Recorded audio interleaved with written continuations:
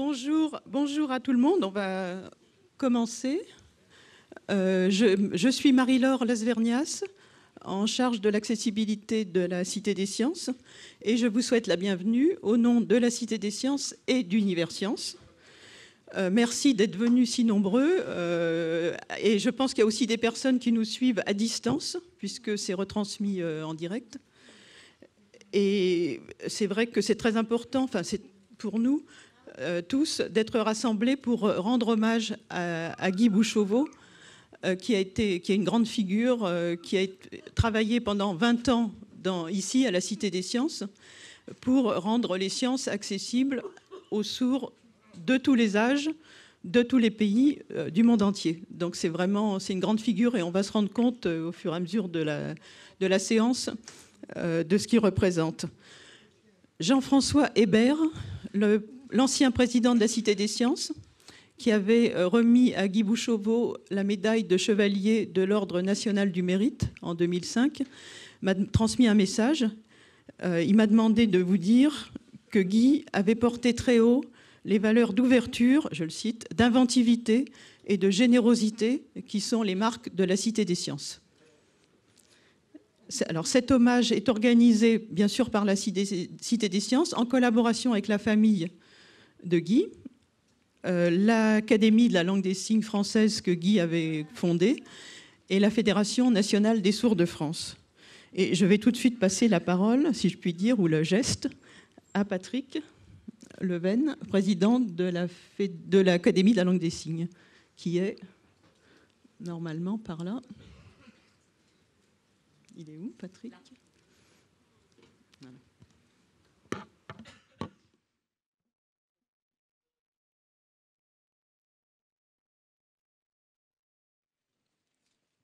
Bien, bonjour à tout le monde. J'ai vraiment une très grande pensée pour Guy qui nous a quittés en février, ce qui nous a tous extrêmement attristés. Et ensemble, voilà, voyant les réactions de tout le monde, on s'est dit qu'il fallait qu'on fasse quelque chose. L'Académie, l'Académie, la Cité des Sciences, avec la famille, on s'est dit qu'il fallait absolument qu'on fasse quelque chose. Donc on s'est réunis, on a échangé, on a découvert énormément de choses sur le patrimoine des sourds, par le biais de Guy. Il y a effectivement beaucoup de choses qui sont ressorties, qui nous ont même surpris. Et donc, on a décidé d'organiser cet événement. Donc, merci à tous d'être là aujourd'hui. Merci.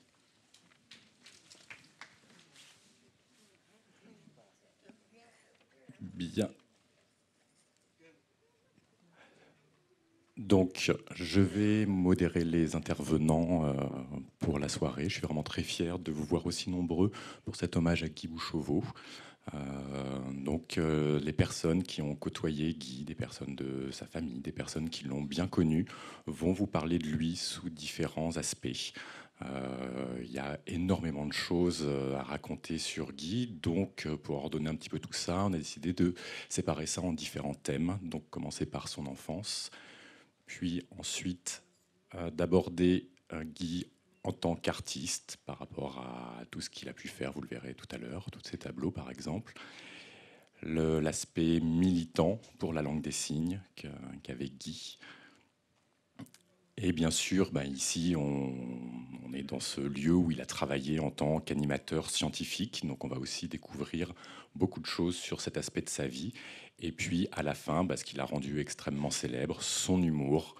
Voilà, donc on vous en parlera, différentes choses qu'il a pu faire.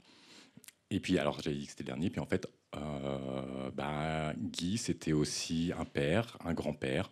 Donc nous allons aussi accueillir sa famille qui va nous parler de Guy. Alors par contre, je vais être obligé d'être très sévère avec les intervenants au niveau du timing, puisqu'on doit libérer les lieux à 19h30. Voilà, pareil, je vous demanderai de sortir assez rapidement de la salle, de pas trop rester à bavarder dans la salle. On pourra échanger après, on pourra partager à la sortie, hors de l'auditorium. J'espère que vous avez pu voir l'exposition, mais de toute façon, voilà, on pourrait retrouver tout ça sur Internet, ça n'avez pas encore eu le temps. Donc j'ai demandé à Josette, donc la sœur de Guy, de nous parler de son enfance. Et puis, je voudrais ajouter, voilà, il y a les caméras, donc faites attention quand vous passez devant à ce niveau-là, s'il vous plaît. C'est pas pour moi le micro, hein. J'en ai pas besoin.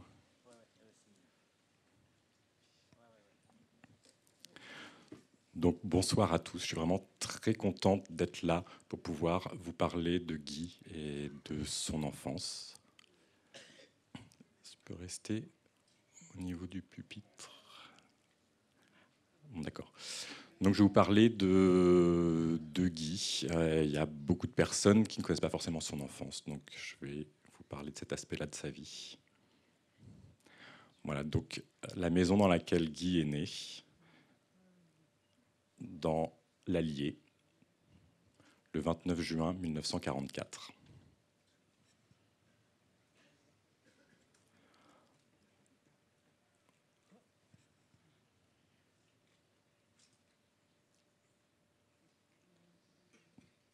Donc Guy qui est né sourd, donc bien sûr c'était quand même une surprise pour mes parents, mais en même temps c'était un enfant tellement agréable, tellement gentil, tellement mignon. Là ça va un petit peu vite, voilà. Là on voit Guy avec ses cousins, avec lesquels il a grandi, avec lesquels il a joué, avec qui il communiquait de façon très naturelle.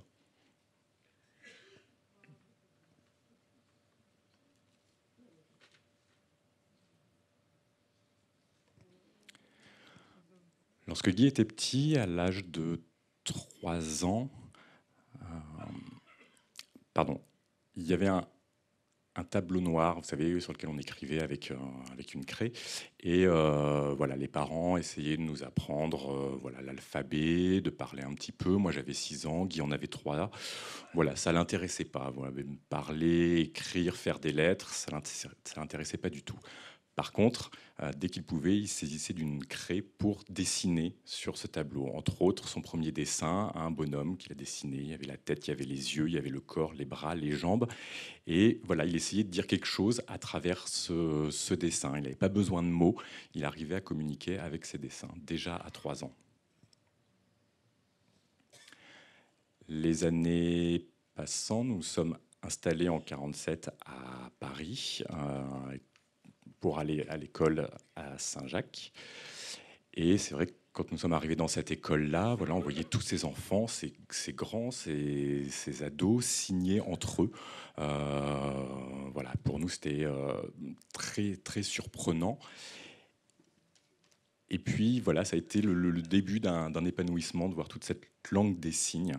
Et donc, ma mère m'accompagnait tous les matins. Elle me laissait à l'école, elle rentrait à la maison avec Guy, puis elle revenait me chercher à l'école avec Guy, puis elle rentrait, elle faisait des allers-retours comme ça, donc 4 fois par jour. Elle faisait les 8 kilomètres pendant 8 ans, en trimballant Guy à chaque fois. Guy qui était du coup très, très observateur, vraiment à regarder tout ce qui se passait autour de lui et à relever tous les détails. Et puis un jour, il a échappé un petit peu à la surveillance de ma mère. Et il a commencé à dessiner sur un trottoir en imitant les artistes qu'il avait pu voir dans la rue, vous savez, qui dessinent sur les trottoirs pour faire la manche. Et en fait, il était très déçu parce qu'il n'arrivait pas à avoir d'argent. Ma mère, quand l'a vu, bien sûr, a été le chercher en lui disant mais il ne faut pas faire ça. Et voilà, il avait déjà commencé à dessiner sur les trottoirs à cet âge-là. Guy était assez têtu dans ce qu'il aimait. Il aimait observer le monde, regarder ne serait-ce qu'une goutte d'eau tomber dans l'évier. Il pouvait regarder cette goutte comme ça grossir, se former, puis tomber pendant des heures sans s'en lasser, et être comme ça dans son univers. Voilà. Et puis, Guy, enfin très content, a eu l'âge de rentrer à l'école à 6 ans. Il a commencé, là on le voit avec ses amis à l'époque. Il y en a peut-être qui sont ce soir dans la salle. Voilà, un an après, encore une année après. Guy avait en lui une certaine frustration par rapport à tout ce qui était l'oralisation. Vraiment, c'était quelque chose qu'il détestait.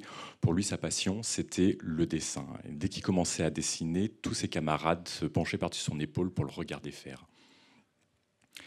Et un jour où un professeur était absent, donc il y avait deux classes communicantes, la salle A et la salle B, et le professeur de la salle d'à côté surveillait la classe où était Guy.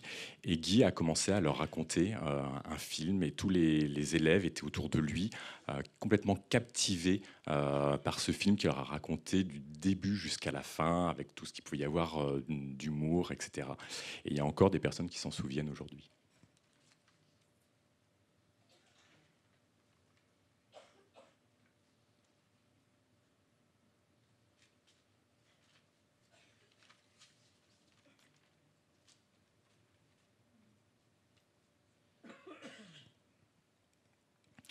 Voilà, une photo de famille quand on est arrivé à Paris avec mes parents qui étaient vraiment très gentils avec nous, qui étaient encourageants, voilà, qui étaient simples. Mon père travaillait, il était peintre en bâtiment, il était artisan, il était son propre patron. Notre mère ne travaillait pas. Notre père avait beaucoup d'humour. Quand il était avec des amis, avec des entendants, on les voyait beaucoup rire. Et voilà, je pense qu'il y a quelque chose qui est passé de notre père à Guy, à travers l'humour. Il connaissait un petit peu les signes, en fait. C'est des signes qu'on lui avait donnés avec Guy sur quelques mots, de façon assez basique. Et c'est vrai qu'on le taquinait beaucoup par rapport à ces signes. Il y avait des signes très drôles, par exemple, pour dire attention, voilà, il faisait attention, la police, ils vont vous mettre en prison. Voilà, des choses comme ça, où vous êtes têtu, je vais vous expliquer. Demander voilà, si on avait une petite copine, par exemple, s'il y avait une petite copine. Pour lui, c'était le signe qu'il faisait pour petite copine. Et c'est vrai que voilà, on s'est beaucoup moqué d'eux de façon très gentille. On les a beaucoup taquinés avec Guy. Et puis voilà, après les rapports, on arrivait à communiquer, mais sur des termes assez simples. Mais vraiment, je tiens vraiment à les remercier, à leur rendre hommage, parce qu'ils ont toujours encouragé à aller à la rencontre des autres sourds.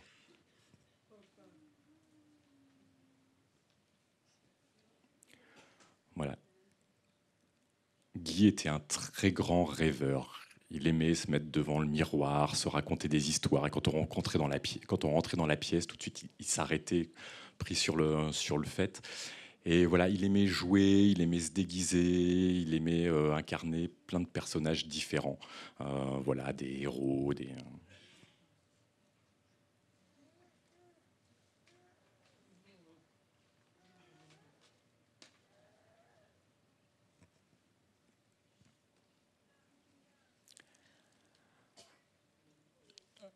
Voilà, quand une fois j'étais un peu plus grande, j'invitais des amis pour fêter mon anniversaire. On avait 3 ans d'écart avec Guy, donc il était très content, voilà, d'être parmi mes amis et puis en même temps de jouer. Il aimait beaucoup se maquiller. Voilà, on le voit un peu sur les photos. Voilà, pour faire rire tout le monde, pour jouer devant tout le monde. Puis il dirigeait aussi un petit peu les gens en disant tu vas faire tel personnage, tu vas faire un monsieur, tu vas faire une dame, etc. Enfin voilà, il avait aussi un petit côté metteur en scène. Il aimait énormément jouer. Et voilà, à chaque fête d'anniversaire, il était là, à proposer des jeux, à participer. Puis on faisait aussi beaucoup de spectacles ensemble pour nos parents. On jouait pour nos parents. Souvent, moi, je faisais les rôles de femmes plutôt coquettes. Et puis Guy, voilà, des personnages comme le chauffeur de taxi, etc. C'était beaucoup dans le mime. Voilà, par exemple, le chauffeur de taxi qui demande à ce qu'on lui règle sa course, la femme qui n'a pas d'argent. Enfin voilà, on faisait beaucoup de spectacles comme ça et ça faisait énormément rire nos parents.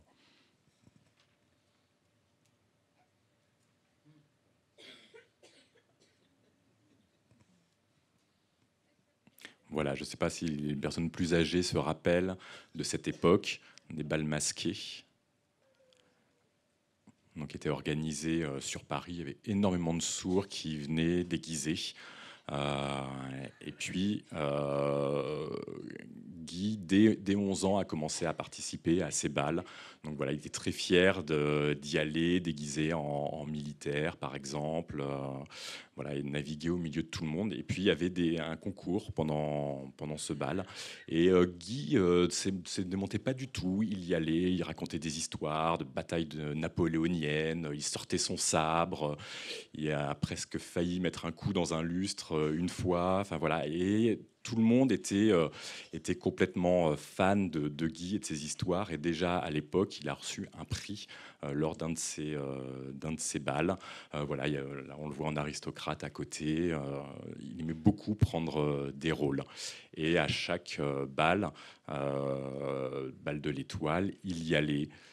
Et il était aussi, enfin, je ne sais pas comment dire, il y avait voilà, des sourds-âgés qui signaient. Il y avait un sourd, entre autres, je ne sais plus exactement d'où, qui venait de Reims, qui fascinait Guy dans sa façon de signer. Voilà, il prenait chez différentes personnes la langue des signes par laquelle, enfin, qui le fascinait à ce moment-là.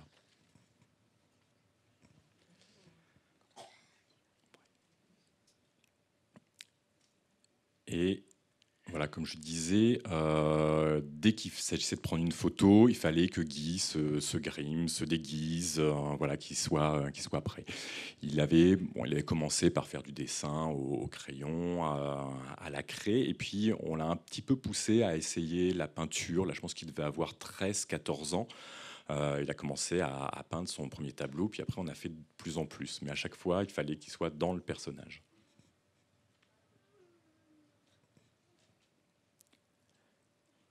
Et c'est vrai que voilà, dans notre famille, ça se passait, c'était très sympa, ça se passait bien. C'est vrai qu'on était au milieu d'une famille d'entendants quand même, donc on bavardait beaucoup ensemble, on était très, très complices et on se moquait effectivement beaucoup des gens qui nous entouraient.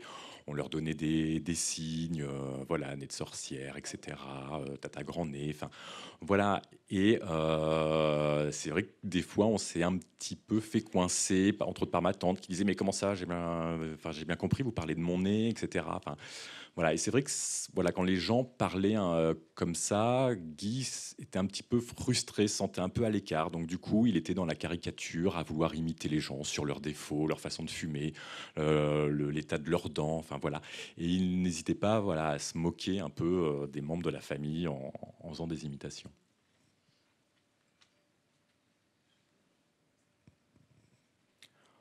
Voilà, puis Guy a été louveteau aussi, en lien avec Saint-Jacques. Il a participé aussi à un club de foot, l'Étoile sportive. Voilà. Je ne sais plus en quelle division ils étaient, deuxième division, troisième division, enfin je ne sais plus. Mais voilà, il était aussi, il participait à ce club. Donc là, on reconnaît Michel Braun, entre autres, enfin différentes personnes, Jimmy Lex qui est là, qui était là aussi.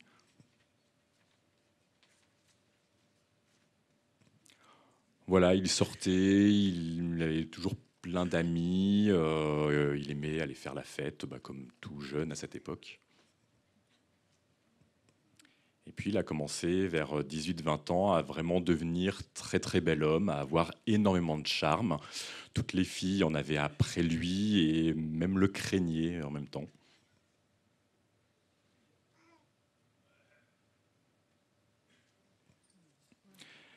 Donc ensuite, bon, on vous parlera un peu plus de l'aspect artistique de Guy, mais voilà, il a commencé à faire différents stages de peinture, à faire des expositions, à faire des stages de théâtre, par exemple avec Joël, donc avec des stages de mime.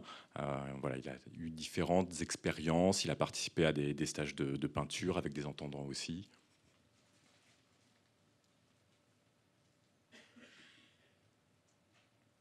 Ça va pour le timing? Et puis, quand je me suis marié et je réfléchissais un peu à comment Guy est devenu militant. Alors, c'était effectivement dans les années 70. Et c'est vrai qu'il m'avait demandé voilà, d'inviter un soir des amis chez moi. Bon, je n'avais pas posé plus de problèmes que ça. J'étais malade, donc j'étais me coucher assez tôt. à l'époque, on ne parlait pas encore de LSF, mais en fait, tous leurs débats ont commencé à porter sur les signes, sur l'oralisation. Et c'est vrai que quand je me suis levé, ben, ils étaient encore dans le salon en train de discuter, tous très agités, voilà, pris dans un énorme débat. Et je pense que c'est un peu ce qui a déclenché son militantisme. Voilà, et Guy était aussi extrêmement fier de devenir oncle et de commencer à pouvoir transmettre la langue des signes.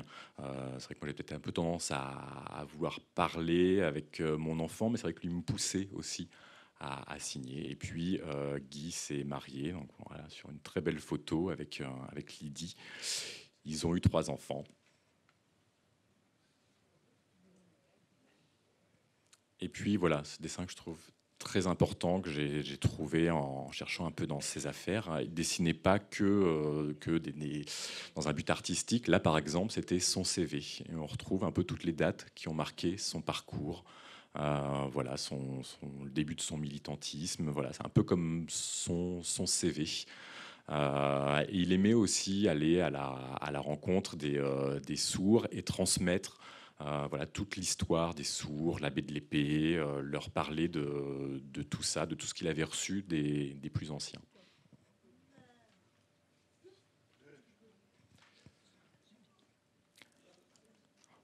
Voilà, et donc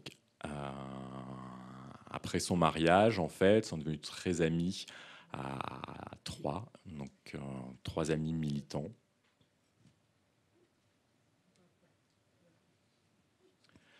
Ça, c'est une photo, je ne sais pas si vous vous rappelez, je vous ai dit qu'il avait participé à un club de foot, et là, c'était pour un événement, je ne sais plus si c'était les 100 ans du club de l'Étoile. Donc, ils ont fait revenir tous les anciens. Donc, voilà, photo souvenir, il y a encore des personnes qui sont présentes dans la salle. Donc, je voulais, voilà, avec cette photo, leur rendre hommage à tous.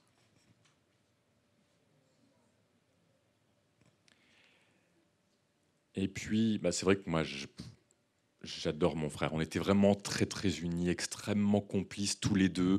On se soutenait, on se protégeait. Dès que l'un avait besoin de l'autre, on était là. On se disputait très rarement. Il y avait, oui, des petites chamailleries comme ça.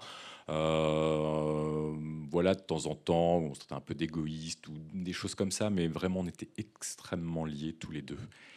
Et puis, on bavardait avant qu'il parte. Et il m'a dit qu'il voulait absolument faire une vidéo.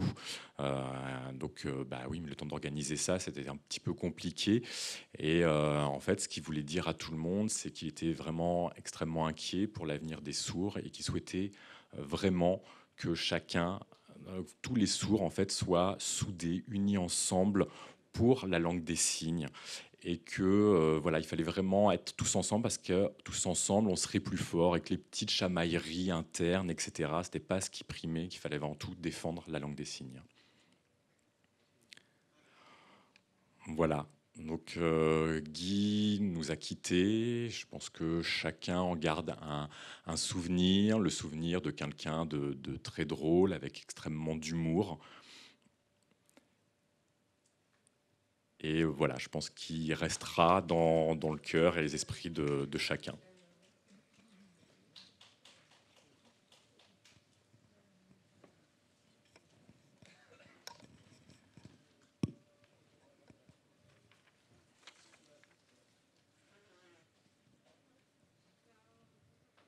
Merci, merci Josette. C'est très touchant ce dernier message de Guy qui nous demande d'être tous unis pour les sourds et la langue des signes. Alors maintenant, on va parler de Guy, artiste.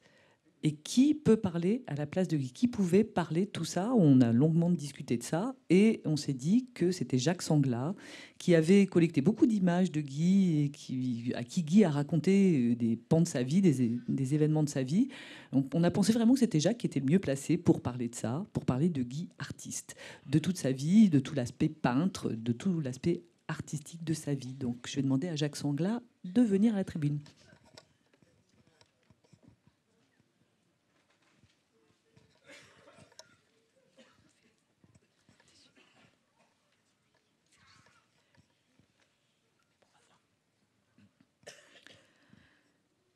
Bonjour à tous. C'est un très grand public.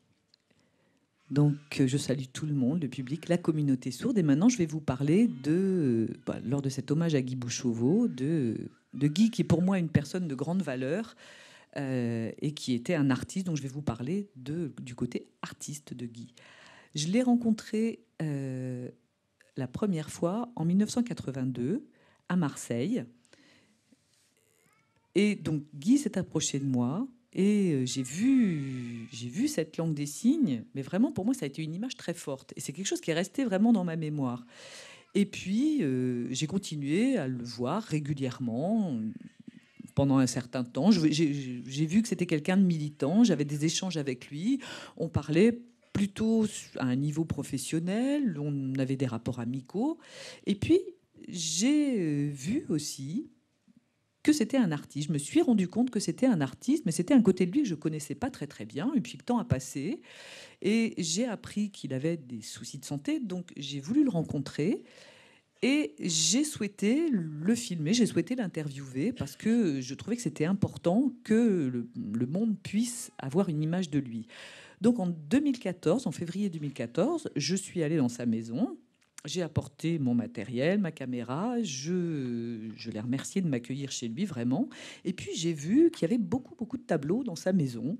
Des tableaux sur les murs, accrochés au mur. Et dans les toilettes, il y avait... je suis allée aux toilettes un moment, parce que des fois, il faut aller aux toilettes. Il y avait une frise, un grand dessin. Et je lui ai dit, mais est-ce que c'est toi qui as fait tout ça? Il m'a dit, bah oui, c'est moi. C'est moi qui ai fait tout ça. Et ça m'a surpris parce que... Bon, c'était en 2014 quand même, et je le connaissais depuis un certain temps. Donc j'ai vu son atelier, j'ai vu tous ses objets, j'ai vu ses toiles, j'ai vu des BD, je me suis dit, mais c'est un vrai atelier d'artiste, et j'ai trouvé ça très très beau. Et je me suis dit, mais Guy Bouchauveau, il a déjà beaucoup de facettes, et en plus, il est aussi artiste. Et... alors moi, je suis pas très avertie en matière d'art. Moi, j'ai déjà été voir des expositions de sculpture, de peinture, tout ça. Mais je connais pas très très bien l'art, mais ça m'a touchée. Et donc, Guy m'a expliqué, comme Josette le disait tout à l'heure, qu'il avait toujours été doué pour le dessin, qu'il avait toujours tenu un crayon, qu'il avait cette capacité visuelle, il avait cette mémoire des formes, il avait une représentation très imagée du monde qui l'entourait et il était capable de représenter ça sur le papier. Et c'était vraiment son mode d'expression, le dessin et l'art.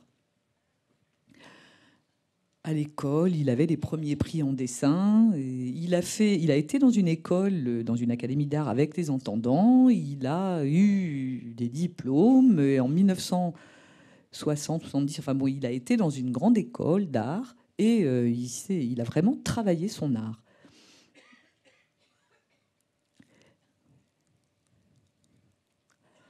Alors, il a été graphiste aussi dans la publicité. Il faisait ses tableaux et son père l'accompagnait beaucoup dans des expositions. Il a été au Grand Palais, par exemple. Il a exposé ses toiles au Grand Palais. Son père l'a beaucoup accompagné. Son père était avec lui. S'il avait besoin d'échanger avec les gens, son père était là pour traduire. Il vendait aussi ses toiles et il travaillait en parallèle comme graphiste publicitaire. Donc il avait ces deux activités. Et puis, Place des Vosges aussi, il avait exposé dans différents villages, il vendait ses toiles, il présentait ses toiles. Et il n'était pas encore dans le monde des sourds et le militantisme de la langue des signes, mais déjà, il avait cette activité d'artiste.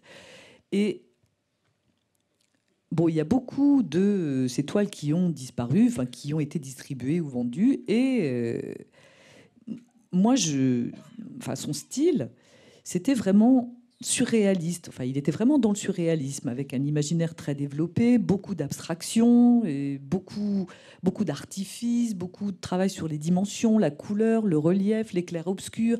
Et son art s'est beaucoup développé, a beaucoup évolué pendant toutes ces années. Et c'était vraiment, enfin, le maître mot, c'est vraiment le surréalisme. Alors, parfois, il travaillait sur une couleur, le bleu. Enfin, il y avait des toiles monochromes. Et il partait sur un travail sur une couleur. Parfois, il faisait de la caricature aussi, du dessin caricatural.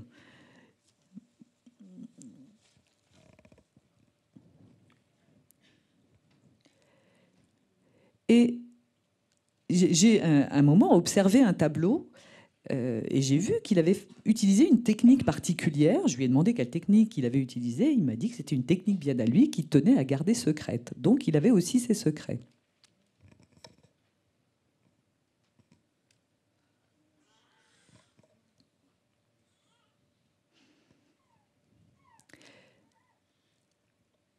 Et puis, les années ont passé. En 1978, il est allé à Galaudet. Et Bernard Mottez, suite au séjour de Galaudet, a écrit un ouvrage dont il voulait que la couverture soit illustrée. Et Guy Bouchauveau s'est porté candidat pour faire cette illustration. Et c'est un dessin qui s'appelle L'Arbre et qui est symbolique, que beaucoup de gens connaissent. Et c'est vraiment le symbole de l'amitié entre la France et les États-Unis. Et ça se passe d'un texte et d'un grand discours. Et ce dessin raconte plein de choses. Il y a beaucoup d'informations, il y a des personnages, il y a des informations historiques. Enfin, on peut raconter par l'image. Enfin, par l'image, il a raconté énormément de choses.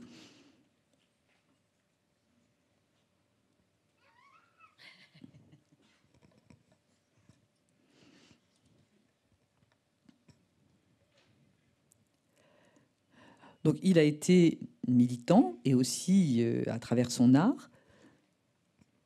Il a utilisé différentes techniques, la peinture à l'eau, la peinture à l'huile, la gouache, l'encre de Chine. Et il m'a dit, bon, je suis sourd de naissance, j'ai toujours été visuel. Et pour moi, Bouchauveau, c'est l'image, quoi. Guy Bouchauveau, c'est vraiment l'image.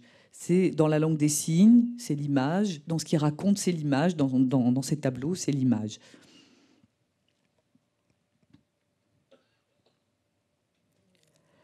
Et les dessins aussi, c'était un outil pédagogique pour lui. Dans son enseignement de la langue des signes, c'était un outil aussi pour communiquer avec des étrangers. Et à l'époque où on communiquait par fax, il communiquait par fax avec le dessin.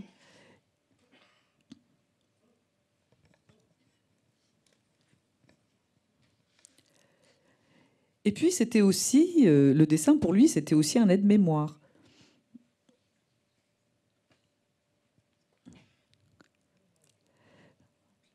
Mais il était très précis. Il dessinait jamais dans l'à peu près. C'était toujours léché, ses dessins. C'était vraiment, vraiment parfait.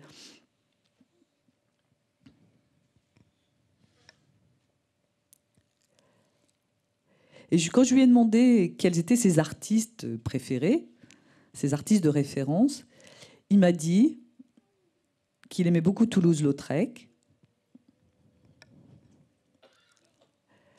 Et quand je lui ai demandé pourquoi, c'était vraiment le travail sur la forme, le travail sur le mouvement, la couleur. Enfin, et puis, un autre artiste, Max Ernst, qu'il aimait beaucoup, un surréaliste comme lui.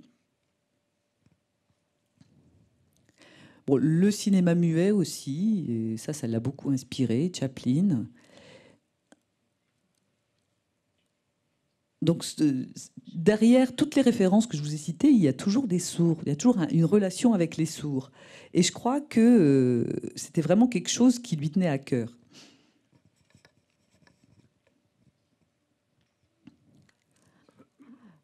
Alors, il y a d'autres artistes sourds.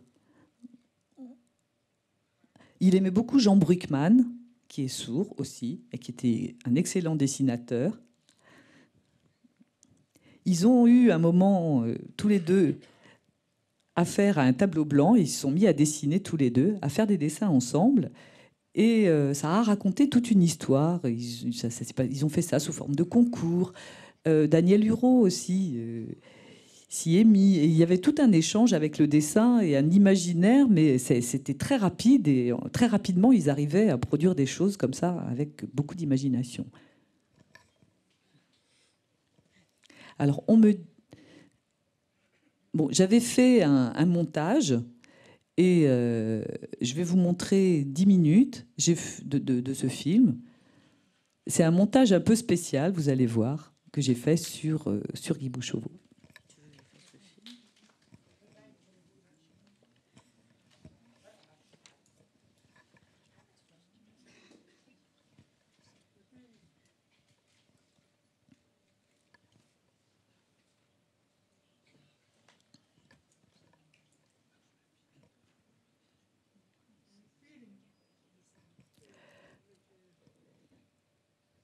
Je me souviens quand Guy a commencé à peindre. C'est vrai qu'il dessinait, il dessinait. Moi, je le regardais et je lui disais, mais pourquoi tu peins pas? Il faut vraiment que tu peignes. Et je lui ai même acheté de la peinture pour qu'il le fasse. Et puis un jour, il a essayé. Il a peint un chameau. Et je me suis dit, ça y est. Et puis il s'est pris au jeu et il s'est mis à peindre des tableaux. Et puis, il a participé à des expositions avec des entendants. Il a fait des stages dans une école. Voilà.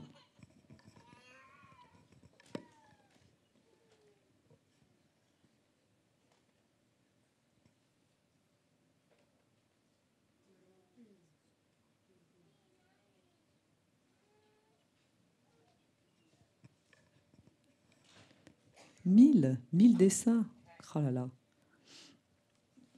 Mais il y en a beaucoup qui ont été donnés. J'en ai donné aux enfants. Enfin, j'en avais plus de 1000. Des tableaux, moins. 100, 200 peut-être, à peu près.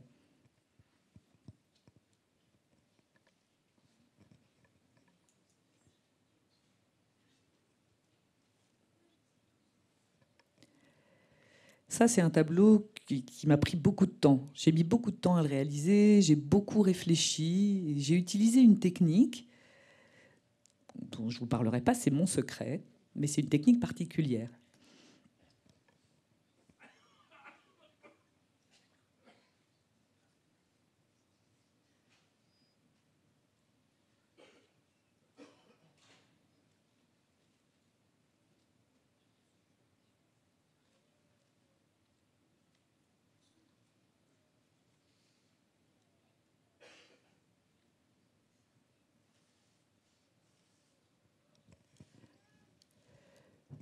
Mais autrefois, il n'y avait pas d'interprète en 1965. Comment ça se passait pour communiquer avec les gens? Eh ben non, il n'y avait pas d'interprète. Et moi, je regardais comment dessinaient les entendants, je regardais, j'essayais de comprendre leurs dessins, et puis ce que disait le professeur, et j'essayais de comprendre. Et moi, je me suis fait je me suis débrouillée tout seul. C'est sûr que s'il y avait eu des interprètes, je serais partie très très loin, mais bon, ça m'a quand même beaucoup intéressée. J'ai été 3 ans avec les entendants. Je peux pas dire que je me sois fait vraiment des amis. Et puis je pensais pas leur donner la langue des signes à l'époque. C'est vrai qu'on parlait pas de LSF à ce moment-là. Et apprendre la LSF, enseigner la LSF aux gens, je pensais pas à ça. Et je me dis vraiment, j'aurais dû. C'est quelque chose qu'il faut vraiment faire. Et c'est dommage que je l'ai pas fait à ce moment-là.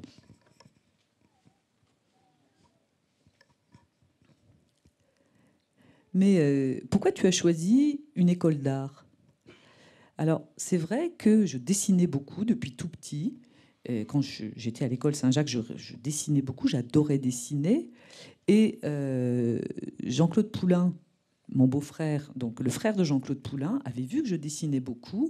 Et il avait, aux fiançailles de Josette, donc Jean-Claude Poulain était là, il avait invité son frère, et il a discuté avec mon père. Et il lui a dit qu'il fallait absolument que j'aille dans une école. Et mon père a dit mais non, et il a un diplôme, il a déjà un travail. Et j'ai vu mon père et ma mère se disputer. Ma mère, elle a dit mais si, il faut qu'il y aille, tu fumes des cigarettes, et ben avec l'argent de tes cigarettes, on peut lui payer l'école. Et donc du coup, mon père, il n'a plus rien eu à dire. Et c'est vrai que ma mère, elle disait mais il fume beaucoup, tu fumes beaucoup, pourquoi faire? Et donc mon père, du coup, s'est laissé convaincre comme ça. Eh ben, elle lui a bien répondu alors. Donc il a accepté et mon père m'a toujours fait confiance. D'abord j'étais sérieux, j'ai jamais été absent. Et je me suis toujours débrouillée tout seul et j'étais vraiment concentrée sur mon dessin. C'est vrai que je communiquais pas avec les entendants, je m'en fichais un peu de la communication à cette époque-là. Donc voilà.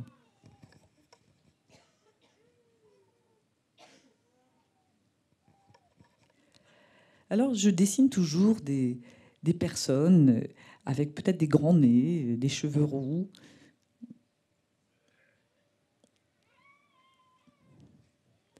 La première fois que j'ai exposé mes toiles, c'était au Grand Palais.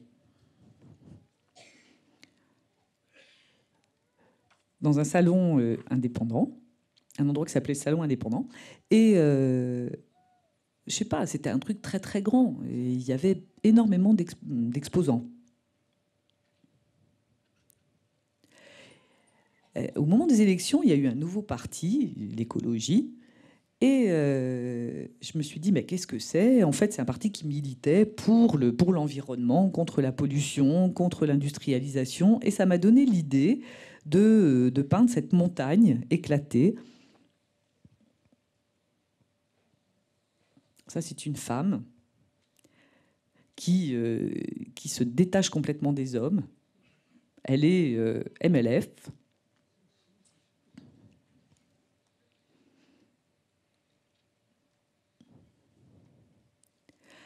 Donc ton père t'a toujours accompagné, t'a toujours aidé dans les expositions. Oui, c'est vrai qu'il était toujours avec moi, il m'accompagnait, mon père. Oui, c'est vrai qu'il était toujours là.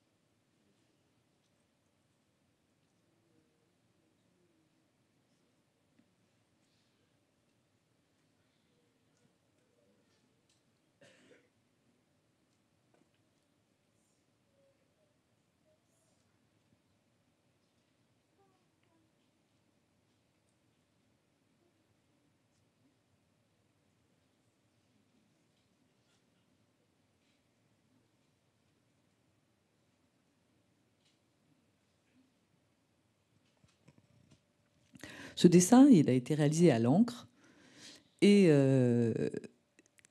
je l'ai réalisé à mon retour de Gallaudet, où j'étais allée, donc à Washington, et où on avait eu un accueil chaleureux. C'était en 1978-79, par là. Et je m'étais imprégnée de tout ce qui s'était passé. Là, il y avait Bernard Mottez aussi, qui était à Gallaudet et qui avait écrit un livre et qui voulait une illustration pour la couverture de ce livre. Et je me suis portée candidat. C'est vrai qu'on était une trentaine, 32 personnes, professeurs, il y avait des sourds, 6 sourds, je crois. On s'était nourris de tout ce qui s'était passé là-bas. Et moi, en plus, je connaissais par chance bien l'histoire des sourds. Donc ça m'a inspiré ce dessin.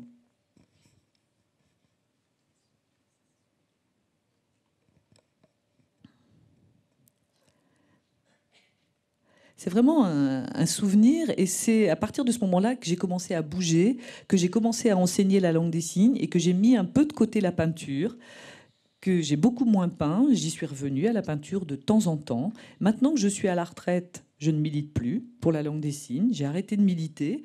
Mais maintenant, il y a des nouvelles générations de sourds, des jeunes qui vont prendre le relais.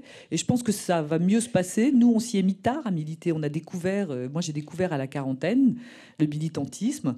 Et ça se passera mieux pour les jeunes puisqu'ils sont militants beaucoup plus tôt que nous, on l'a été.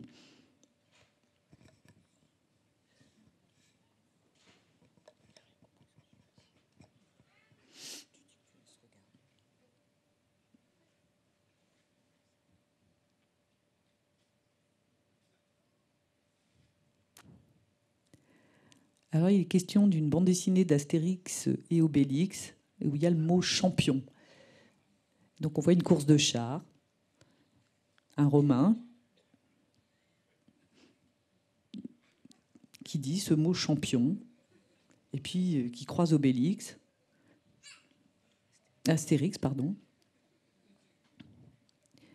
Et Astérix dit que c'est lui qui va être le champion. Parce qu'il mange du sanglier. Et le Romain n'en revient pas.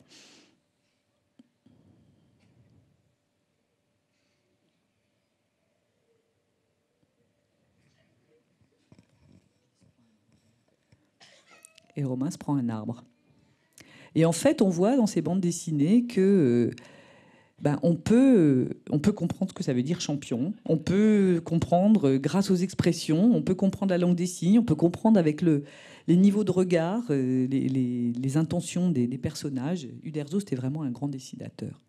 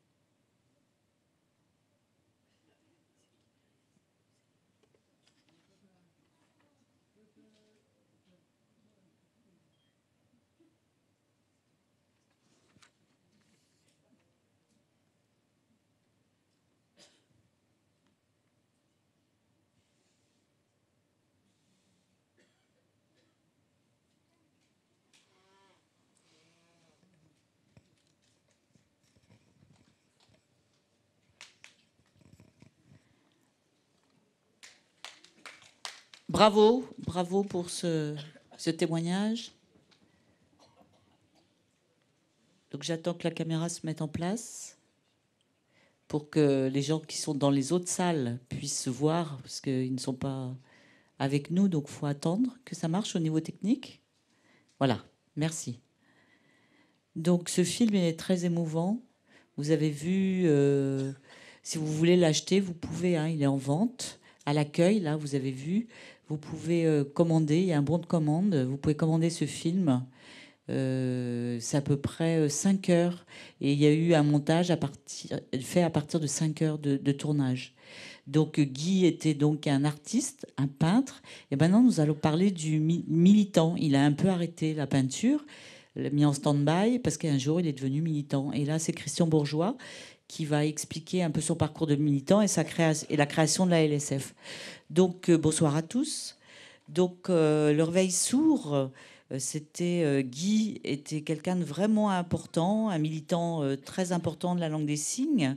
Il avait vraiment beaucoup d'activités. C'était un leader, vraiment pour nous. Quand je voyais Guy et quand je vois son parcours, au château de Vincennes, à IVT, les débuts d'IVT, il y avait des sourds qui donnaient des cours de langue des signes. Moi, par exemple, j'ai donné des cours de langue des signes. Guy aussi, au bout de 3-4 mois après, est venu donner des cours de langue des signes. Et on avait des professeurs comme élèves, des orthophonistes, des médecins, des savants. On avait 2 savants qui travaillaient au CNRS. Tous les 2, il y avait Bernard Mottès, que vous connaissez bien. Et puis, il y avait aussi Harry Barkowitz, un Américain. Donc, qui faisait la recherche linguistique, qui faisait aussi le journal Coup d'œil. Donc, nous avions tous ces stagiaires. Et un été, donc, nous sommes allés à Galaudette en 78 pendant un mois, au mois de juillet. Le groupe il y avait Guy qui faisait partie de ce groupe. Il y avait Jean-Paul Mitz, il y avait des professeurs de Saint-Jacques, il y avait des gens qui venaient un peu de toute la France. Et puis, donc, nous sommes arrivés à Galaudette, à Washington, D.C. Et en arrivant à Galaudette, Guy était complètement émerveillé par ce qu'il a vu. Cette grande université où il y avait de la langue des signes partout. Il y avait des interprètes, il y avait des sourds qui avaient des hauts niveaux d'études universitaires. Et pour nous, c'était une chose incroyable. Et pour Guy, c'était une vraie révélation.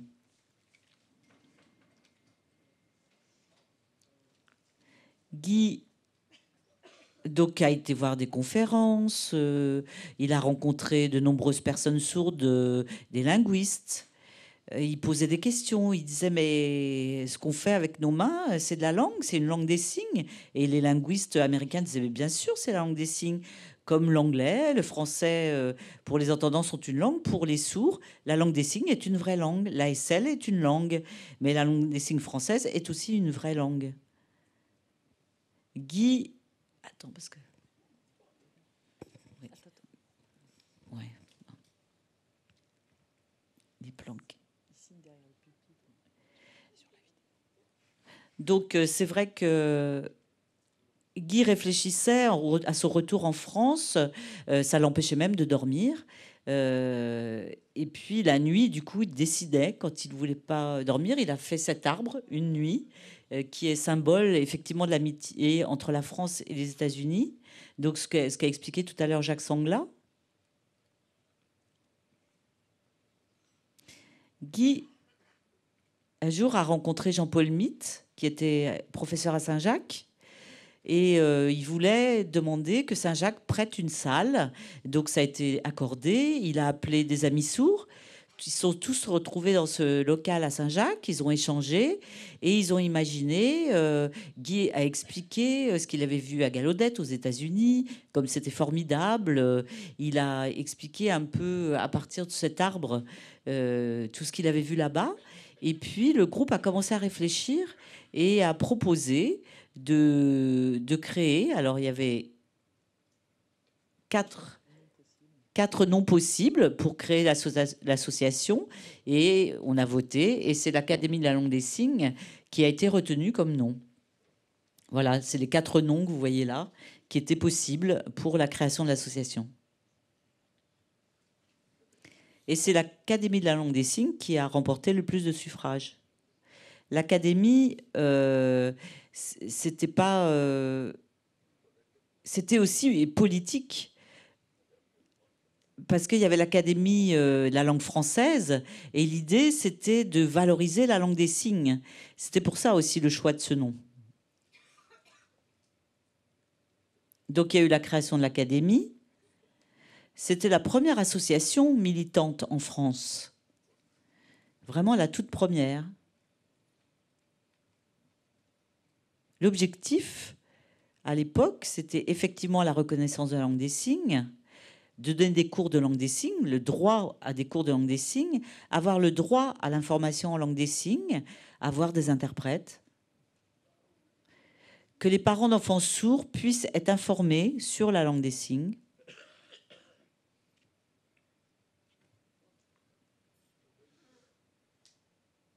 En assemblée générale, nous étions concurrents tous les deux pour la présidence avec Guy.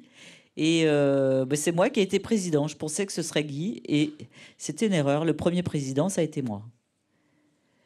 Donc, on avait de nombreuses activités à l'Académie. On faisait des cours de langue des signes. Guy participait aux cours. Il donnait des cours de CNV, de communication non verbale.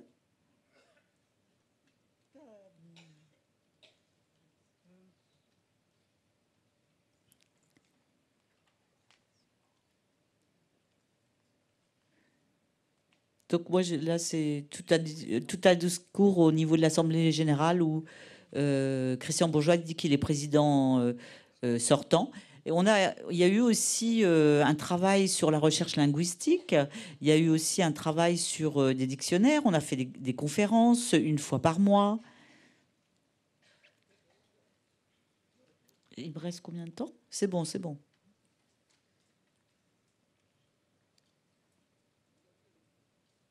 On organisait aussi des réunions au niveau national. On a fait le premier congrès national où tous les gens et toutes les associations qui donnaient des cours de langue des signes ont pu se retrouver et échanger, se réunir autour d'un certain nombre de conférences.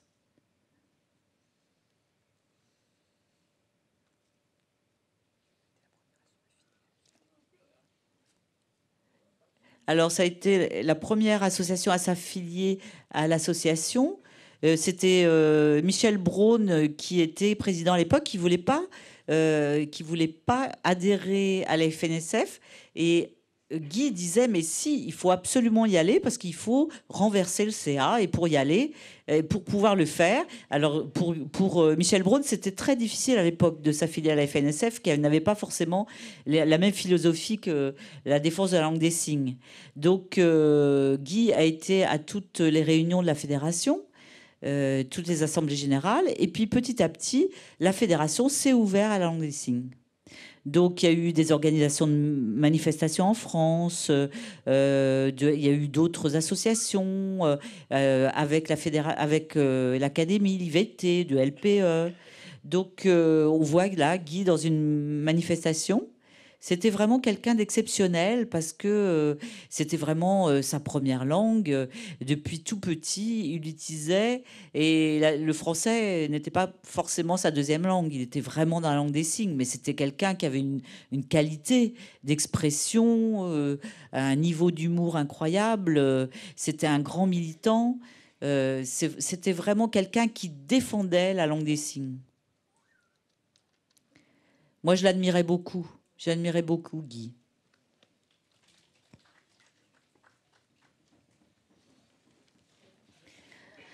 Donc, voilà, on commence à voir Guy qui était militant, tout ce qui se passe, voilà, quand il est devenu prof de langue des signes. Et puis là, on va voir Christian Cuxac, toute sa recherche a été faite à partir des travaux de Guy quand il était jeune chercheur. Jeune linguiste. Donc, on va écouter Christian maintenant.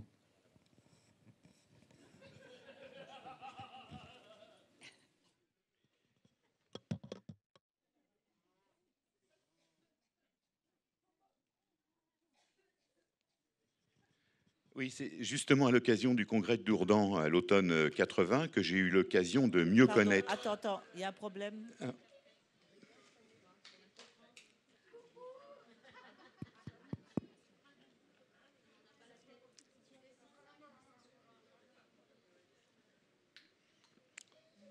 C'est bon? Il faut changer le réglage pour l'interprète qui est grand. Oh, attention. Oui, on ne voit pas la tête de l'interprète. Donc pour les techniciens. Ou alors se mettre à côté de Christian. Ouais, oui. Il y a un problème de cadrage en tout cas. Voilà, c'est beaucoup mieux. Vous ne me comptez pas ce temps-là dans mon intervention. Hein. C'est bon? Bon. Alors, c'est à l'occasion du congrès de Dourdan en automne 80 que j'ai eu l'occasion de mieux connaître Guy, que je connaissais déjà, mais pas aussi bien. À la fin du congrès, Michel Brown, qui faisait le discours de clôture, a demandé si quelqu'un voulait raconter des histoires en langue des signes. Et Guy s'est porté volontaire et a raconté 4 histoires. Et là, pour moi, ça a été le choc. D'abord, je comprenais ce qu'il disait, tout ou presque. Ouais. Et puis, c'était vraiment très drôle. J'avais déjà à ce moment-là en tête une remise en question de l'approche traditionnelle des langues des signes, fondée sur un lexique et une syntaxe plus temporelle que spatiale. Mais là, ce que Guy nous donnait à voir était une langue extrêmement imagée, incroyablement spatiale, tellement fluide. C'est à ce moment-là que j'ai décidé que cette remise en question se baserait, dans un premier temps, sur un corpus monologique des histoires racontées par Guy Bouchauveau. Et Guy a été d'accord pour jouer le jeu. Alors je voudrais dissiper 2 malentendus au sujet de Guy et de sa langue des signes. En premier lieu, Guy n'était pas seulement cet amuseur, comme on se plaît souvent à l'étiqueter. C'était un véritable créateur. Aussi bien en ce qui concerne les néologismes qu'il a lancés à partir de son travail à la Villette, mais aussi pour toutes les expressions populaires qu'il a inventées et qui resteront dans l'histoire de la langue des signes, comme l'ont fait certains grands auteurs comiques pour le français, dont les expressions, les traits d'esprit sont des dizaines d'années après, comme Fernand Reynaud, ou voire des siècles après, comme Molière, toujours vivantes dans le patrimoine linguistique de la langue française, parce que toujours reprises. Créateur, il l'était aussi dans une optique plus large, puisque les histoires de Guy s'inscrivent à jamais dans le corpus de la littérature orale de la LSF, aussi bien dans le registre comique, comme Les Deux Chiens ou le match de football, que le registre poétique. Je pense au Petit garçon sourd écologique, qui est le titre d'une histoire.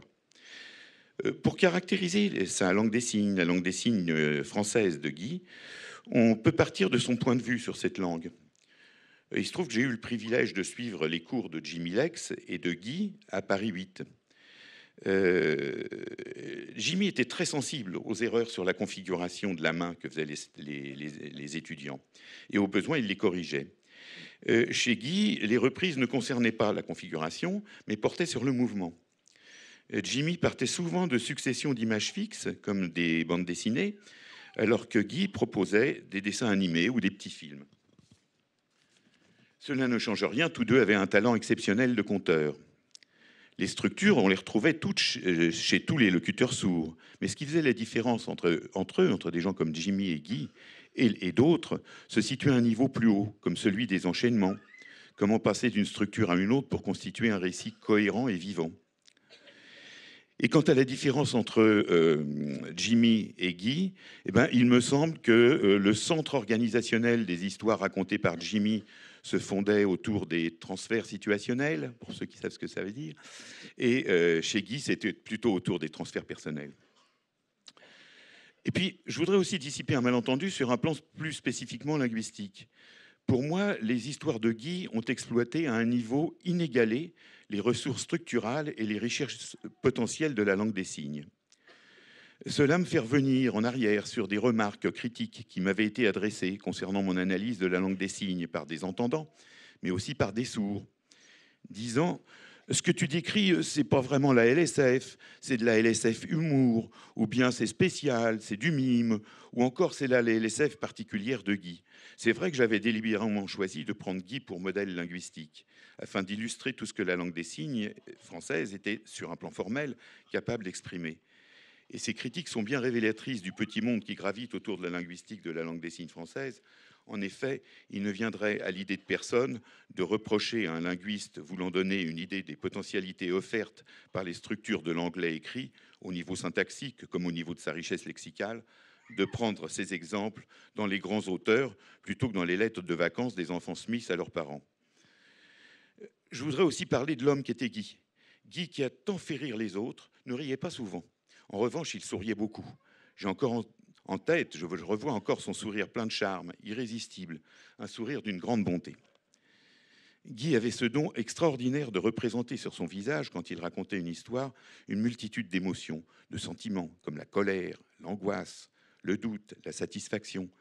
Et quand il estimait que cela n'était pas suffisant, il ajoutait un complément gestuel, puisé dans la culture environnante pour dissiper toute ambiguïté, comme la perplexité ou l'intensité d'une réflexion. Cette mobilité du visage, il s'en servait aussi pour parler des autres. En transfert personnel ou en rôle, si vous préférez, il s'en servait tellement bien qu'il allait jusqu'à leur ressembler physiquement. Cela ne concernait pas seulement les postures, mais bien les traits du visage. Dans un corpus, quelques transferts de forme pour orienter le récepteur, et puis apparaissait le visage de Jean-Paul Mitte, ou bien celui du père Robert, l'aumônier de Saint-Jacques. Une petite anecdote, c'était à Chambéry. Guy était en train de raconter une histoire et je ressens une impression de familiarité très étrange. Et effectivement, Guy était en train de parler de moi et j'avais l'impression d'être devant un miroir. Tous les grands imitateurs de voix dans le monde entendant le disent. C'est une question d'empathie avec celui qu'on imite. Or, Guy jouait tellement de rôles, et parfois de personnes qu'il n'aimait pas particulièrement, comme certains enseignants de Saint-Jacques, eh bien, Guy les imitait comme s'il y avait chez ceux-là quelque chose en eux d'humain à sauver. Je pense que Guy montrait de cette manière sa foi en l'être humain, comme s'il y avait toujours un espoir, même dans les cas les plus désespérés. Et plus encore, puisqu'il était à même d'aller au-delà du genre humain, un chien, un chat. Je me souviens de la représentation bouleversante de la mort d'un coq. Je crois que cette aptitude de Guy à se mettre à la place des autres, à entrer dans leur peau, était en creux un message d'espoir et d'amour de la vie qu'il nous adressait. Je voudrais terminer sur le fait que Guy était aussi une personne éminemment politique. Il y avait dans ses histoires toujours une leçon à tirer, et pas seulement une virtuosité gratuite. Ces histoires étaient souvent comme des fables. Il y avait souvent une morale latente. Quand je pense aux deux chiens, au match de football, à l'enterrement, la morale, c'était de ne pas se fier aux apparences, parce que les apparences peuvent vous égarer. Des fois, le message était plus explicite. Dans l'histoire du petit garçon sourd et du nucléaire, il y a bien sûr le parti pris de Guy en faveur d'un monde écologique, mais aussi une critique cinglante, au passage, de l'éducation oraliste. L'enfant qui admire un papillon veut faire part de ce qu'il a vu en cygne dans la salle de classe, et le professeur l'oblige à oraliser papillon. Cruelle désillusion. Politique, il l'était dans le sens impliqué, engagé politiquement au service de la cité. Ce n'était pas un de ces hommes froidement politiques qui ont une idée sur tout, mais généreusement politique, en ce sens que comment un choix politique peut avoir des retombées sur le terrain et changer un peu le monde. Le choix de Guy en faveur de la reconnaissance de la LSF et de sa promotion était aussi une affaire de terrain, aussi bien auprès des entendants à qui il enseignait la langue des signes comme langue 2 que des enfants sourds. D'où son action à la Villette. D'abord à un niveau plus large, concernant la possibilité de transmettre au moyen de la LSF des connaissances après tant de décennies de stigmatisation de cette langue et de mise à l'écart du milieu scolaire. J'y arrive. De là, tous les néologismes forgés par Guy, mais aussi au niveau de la transmission, l'invention d'une pédagogie. Guy était un prodigieux pédagogue. Je l'ai vu, comme je l'ai déjà dit, à Paris 8, auprès de nos étudiants entendants lorsqu'il enseignait la LS langue 2, mais aussi ici même à la Villette, auprès d'une classe d'élèves sourds, en une matinée, expliquer la double rotation de la Terre autour du Soleil et autour d'elle-même, l'axe de rotation par rapport au Soleil, l'explication des années bissextiles. Pour ça, je me souviens, Guy était devenu la Terre. Et je me souviendrai toujours de son expression de surprise, alors qu'il était la Terre, quand elle constate qu'il lui faut faire un quart de tour de plus sur elle-même pour boucler la course autour du Soleil. L'après-midi, le retour sur la matinée l'avait confirmé. Tous les élèves avaient intégré ce qui avait été expliqué le matin. Essayer d'en faire autant, sans support particulier, au moyen d'une langue vocale. Dans toute vie, il y a quelques personnes qui ont influé sur le cours de votre existence et dont on dit qu'on a eu la chance de les rencontrer. Guy a été pour moi un de ces hommes remarquables. Merci à toi, Guy.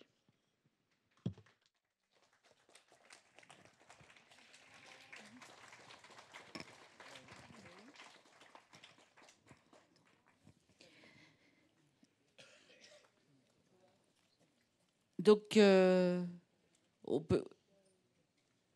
on peut dire que le père de la langue française, c'est Molière, et peut-être que Guy est le père de la langue des signes. On pourrait peut-être dire ça. Donc maintenant, on va passer le relais, et on va parler de Guy. On a parlé de Guy militant, et puis on va parler maintenant de Guy animateur scientifique à la Villette. Donc on va demander à Marie-Laure d'intervenir.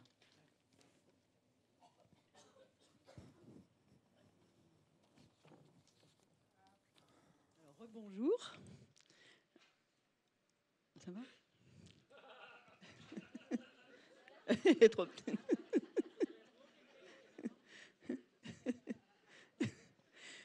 Je vais vous raconter comment Guy est arrivé dans le... Ça va? Ah, c'est l'ascension d'Anne-Marie. Donc, je vais vous raconter comment Guy est arrivé dans le projet de la Cité des Sciences. Alors, Paul Delouvrier, Eric doit avoir une photo. Voilà. Paul Delouvrier, le beau monsieur à droite, avait été nommé président du projet du parc de la Villette en 1979. L'ouverture de la Cité des Sciences elle-même, c'était prévu pour 85-86. Mais Paul Delouvrier a dit qu'il fallait penser dès ce moment-là à la diversité des visiteurs. C'était exceptionnel pour l'époque, et que si on attendait l'ouverture, ça serait trop tard. Donc il pensait en particulier aux personnes qui pouvaient avoir une difficulté de tous ordres d'ailleurs. Et il a passé en 1982 un contrat avec un architecte qui vérifiait tous les plans pour que tout soit bien accessible. Et à peu près à ce moment-là, 82-83, il a mis en place une commission de conseil qui se réunissait tous les mois pour rencontrer les équipes projets, les concepteurs des futures expositions. Cette commission de conseil, il y avait beaucoup de monde, et il y avait notamment Bernard Puydora Motez, Jean-Paul Meyer, je pense que certains voient qui c'est, Guy Bouchauveau, O.L. Corvest, qui est dans la salle, que je salue. Et il y avait même comme interprète Cécile Guillaumard, qui est également quelque part par là. Et le Jean-Paul Meyer, en fait, donnait des cours d'astronomie à Guy, parce que Guy était passionné d'astronomie. Et c'était vraiment une motivation pour lui. Alors, cette commission a rédigé une charte d'accessibilité qui a été présentée à la presse en avril 84. Et en fait, les illustrations étaient faites par Guy. Donc, vous avez sa vision de l'astronome du futur, astronome en fauteuil roulant, ou des enseignants complètement dépassés parce que les élèves comprennent mieux ce qui se passe qu'eux. Alors, moi, je venais d'arriver à ce moment-là, en 84, pour préparer le recrutement des animateurs scientifiques. Et je suis vraiment allée par hasard à une réunion de la commission. J'ai ouvert de grands yeux et j'ai demandé aux membres de la commission de m'aider à sensibiliser à l'accessibilité les futurs animateurs qu'on allait recruter. Donc, on a préparé ensemble des modules de formation de plusieurs jours, et il y avait là-dedans une journée pour les visiteurs sourds. Donc, il y avait de la communication non verbale, on parlait de l'histoire du congrès de Milan, de l'histoire d'éducation des sourds. Moi, je n'y connaissais rien, ça me paraissait énorme, cette interdiction de la langue des signes, mais bon, puisqu'ils avaient l'air d'en être sûrs, je les croyais.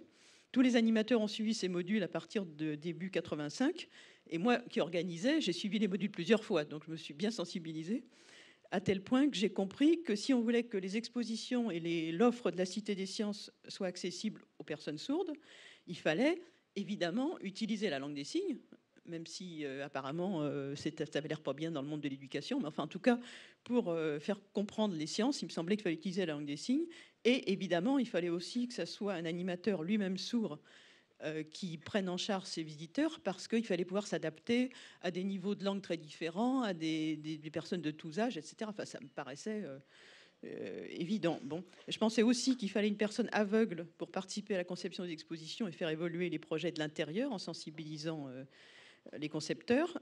Donc j'ai suggéré qu'on embauche Guy dans les équipes de la Cité des Sciences, OL que j'ai mentionné tout à l'heure, qui est donc je resalue. Il fallait une personne pour interpréter les formations, etc. On a embarqué Cécile Guillaumard dans l'histoire et on a commencé à travailler. Alors, en fait, j'ai réussi à obtenir ces embauches un mois avant l'ouverture. C'est-à-dire que le 10 février 1986, Guy est devenu le premier animateur scientifique sourd, je pense, au monde. Je m'avance peut-être un peu, mais j'ai bien cherché, j'en ai pas trouvé ailleurs.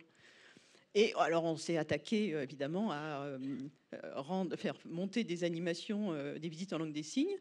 Donc, on a mis en place des formations scientifiques de base, et puis sur les contenus des expositions. Et donc, on avait ouvert le 1er mars.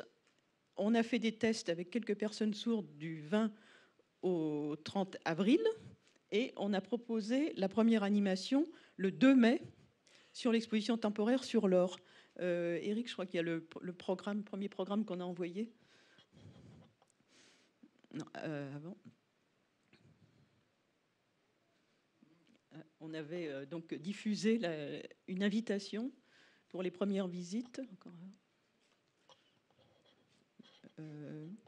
Bon, c'est pas très grave. On annonçait donc qu'on allait mettre en place des visites en langue des signes et que la première visite serait le 2 mai sur le thème de l'exposition temporaire de l'or, qui était vraiment un thème vraiment sympa. Et voilà, notre première communication. Comme on disait, on annonçait les premiers thèmes, l'astronomie, les milieux extrêmes, c'est-à-dire l'exploration de l'espace et de l'océan, et l'exposition sur l'or. Et on invitait les personnes à réserver par courrier. C'était le mode de communication à l'époque.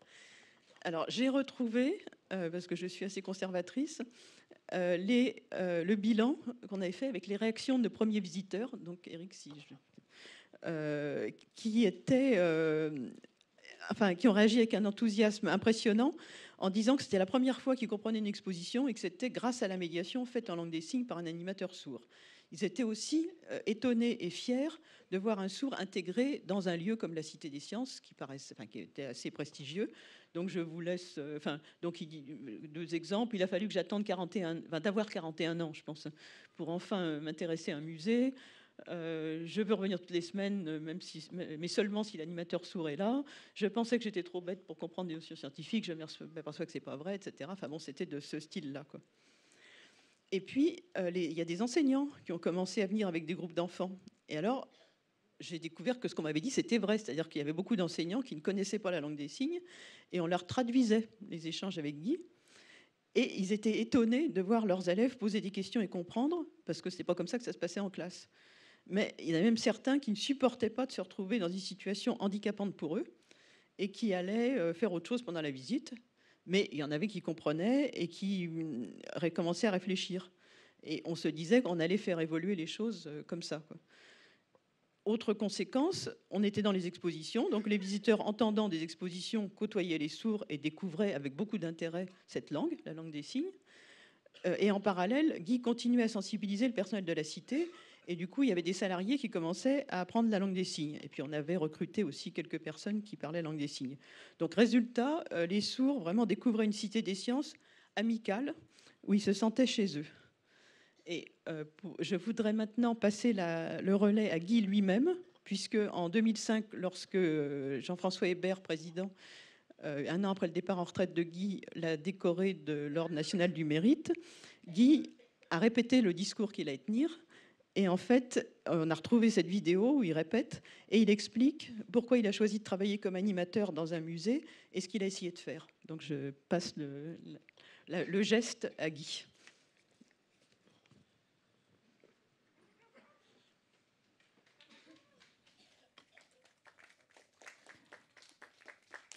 Bonjour à tous. Donc Guy, en 80... Pardon, il faut attendre. C'est bon. On est obligé de resserrer un peu le temps. Il y a des choses que je devais dire que je vais résumer peut-être. Quand j'ai été embauchée, alors c'était en 93, 98, pardon. Et Guy m'a dit viens, tu vas pouvoir faire de l'animation. Voilà, tu connais bien l'histoire des sourds, tu es militant, tu as fait de la recherche linguistique. Donc je me suis dit honnêtement, travailler avec Guy, je m'y voyais pas du tout au départ. C'était un honneur. Il m'a expliqué énormément de choses sur son expérience de vie, de professionnel, de militant, sa recherche. Il m'expliquait tout ça. Et moi, j'étais comme un petit oiseau qui sortait du nid, hein, tout jeune. Et j'ai beaucoup appris avec lui. Je l'ai beaucoup filmé aussi. J'ai gardé plein de traces. Et puis, j'ai découvert donc un extrait où Guy explique pourquoi il a voulu devenir animateur. Et je voudrais vous présenter cette vidéo maintenant. Donc, moi, il y a très longtemps, j'avais déjà, et je rêvais d'être animateur en langue des signes. Je me souviens, j'avais vu, il y a pas mal d'années, en Espagne, j'étais allée en Espagne, dans une ville, dans la ville de Valence. J'étais allée avec un copain sourd espagnol qui m'a servi de guide pour visiter un musée sur la tauromachie, sur l'histoire de la tauromachie. C'était vraiment magnifique, une exposition de grande qualité. Et il m'expliquait tout sur la violence des combats avec les taureaux, ce que faisaient les toréadors. Et moi, j'étais complètement fascinée par ce qu'il me racontait. Et quand je suis revenue à Paris, je me suis dit, c'est magnifique. Et plus tard, je veux absolument être animateur. Alors, quand je suis arrivée à la Villette, j'étais très heureux à cause de ça. Et je savais que bon, je devais faire des animations en langue des signes. Donc j'ai commencé à accueillir de plus en plus de publics sourds. Mais les sourds voilà, n'adoraient pas forcément aller dans les expositions au départ. Parce que il fallait absolument, pour les amener à aimer ça, ajouter un peu d'humour, montrer des choses de manière très simple et petit à petit leur donner le goût des visites d'exposition. Donc c'est comme ça que petit à petit, j'ai amené du public plus en plus nombreux, leur donner l'envie. Et c'est vrai qu'au Louvre, il y avait aussi des sourds qui étaient embauchés, qui faisaient pour être animateurs, au Palais de la Découverte, au Jardin des Plantes, au Musée d'Histoire naturelle. Et donc, nous, la Villette, on n'était pas du tout fermés. On encourageait toutes ces nouvelles initiatives. On échangeait, on allait sur place au Louvre discuter, encourager à la formation. Au jardin des plantes, on avait aussi des échanges avec les animateurs. C'était vraiment des échanges et on commençait à voir un petit peu partout, à Toulouse aussi, dans chaque musée. Et vraiment, c'était important. Et la Villette, la philosophie de la Villette, c'était vraiment d'encourager toutes ces expériences un peu partout.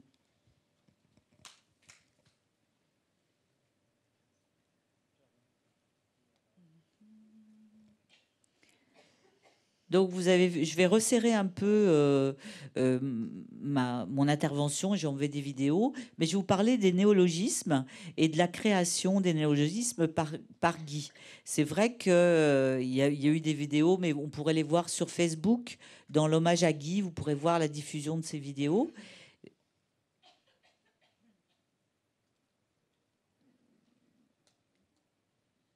Donc Guy, c'était quelqu'un de visionnaire, vraiment. Déjà, il avait tout compris sur la société, et comment on pouvait faire changer la société concrètement, comment on pouvait faire changer, reconnaître la langue des signes.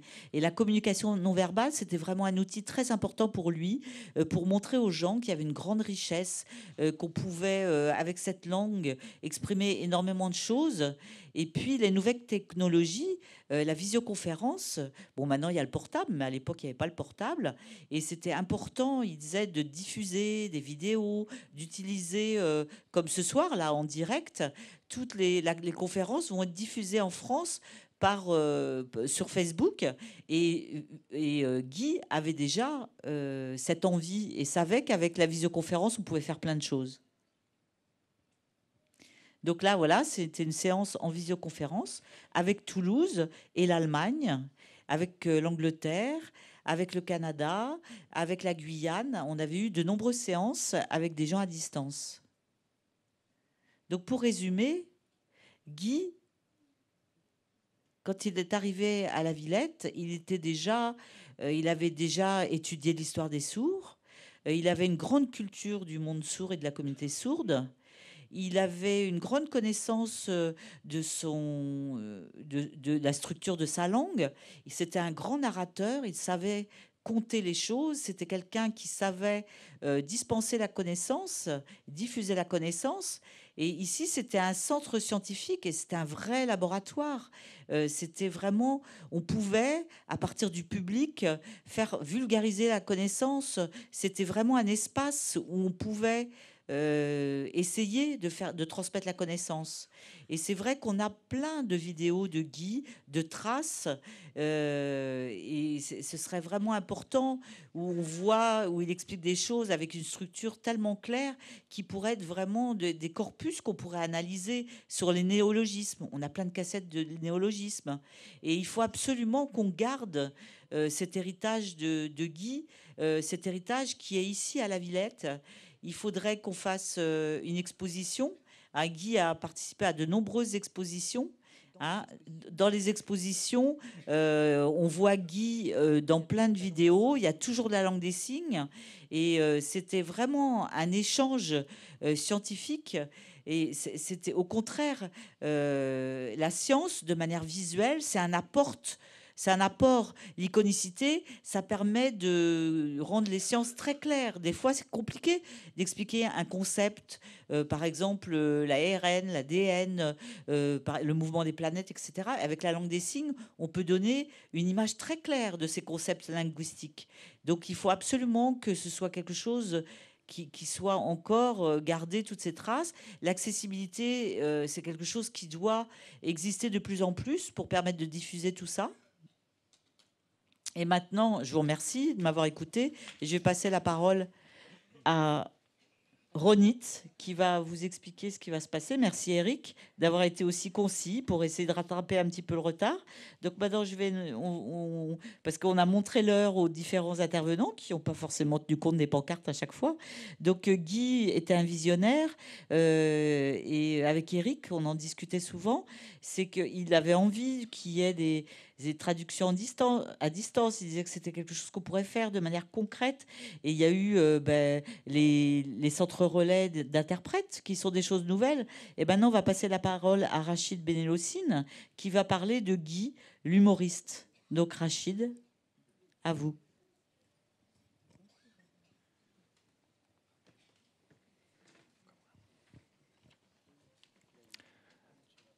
Bonsoir à tous.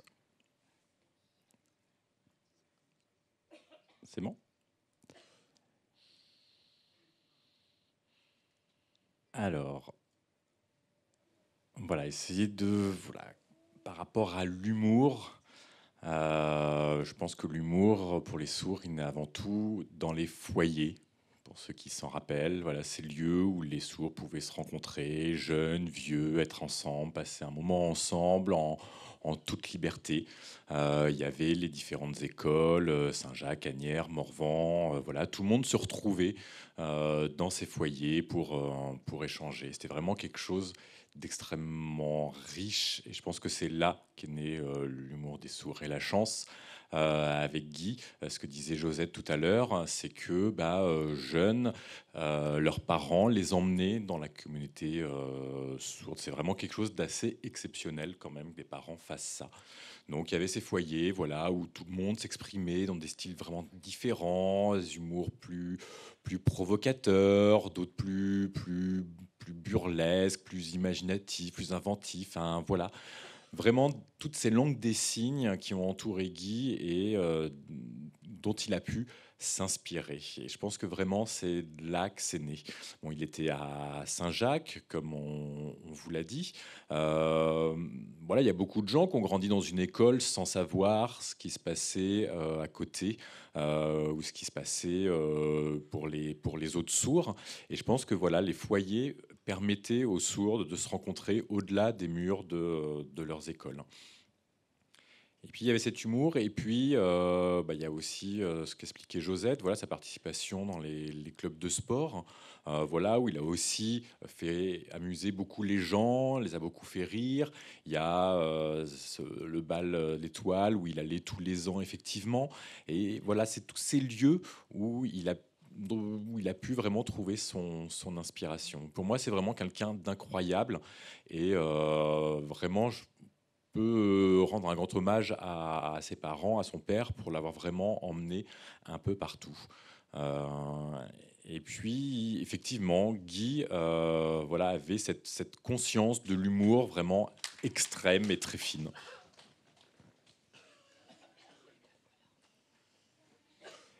Alors, c'est vrai que là, on est vraiment obligé de se restreindre en termes de temps.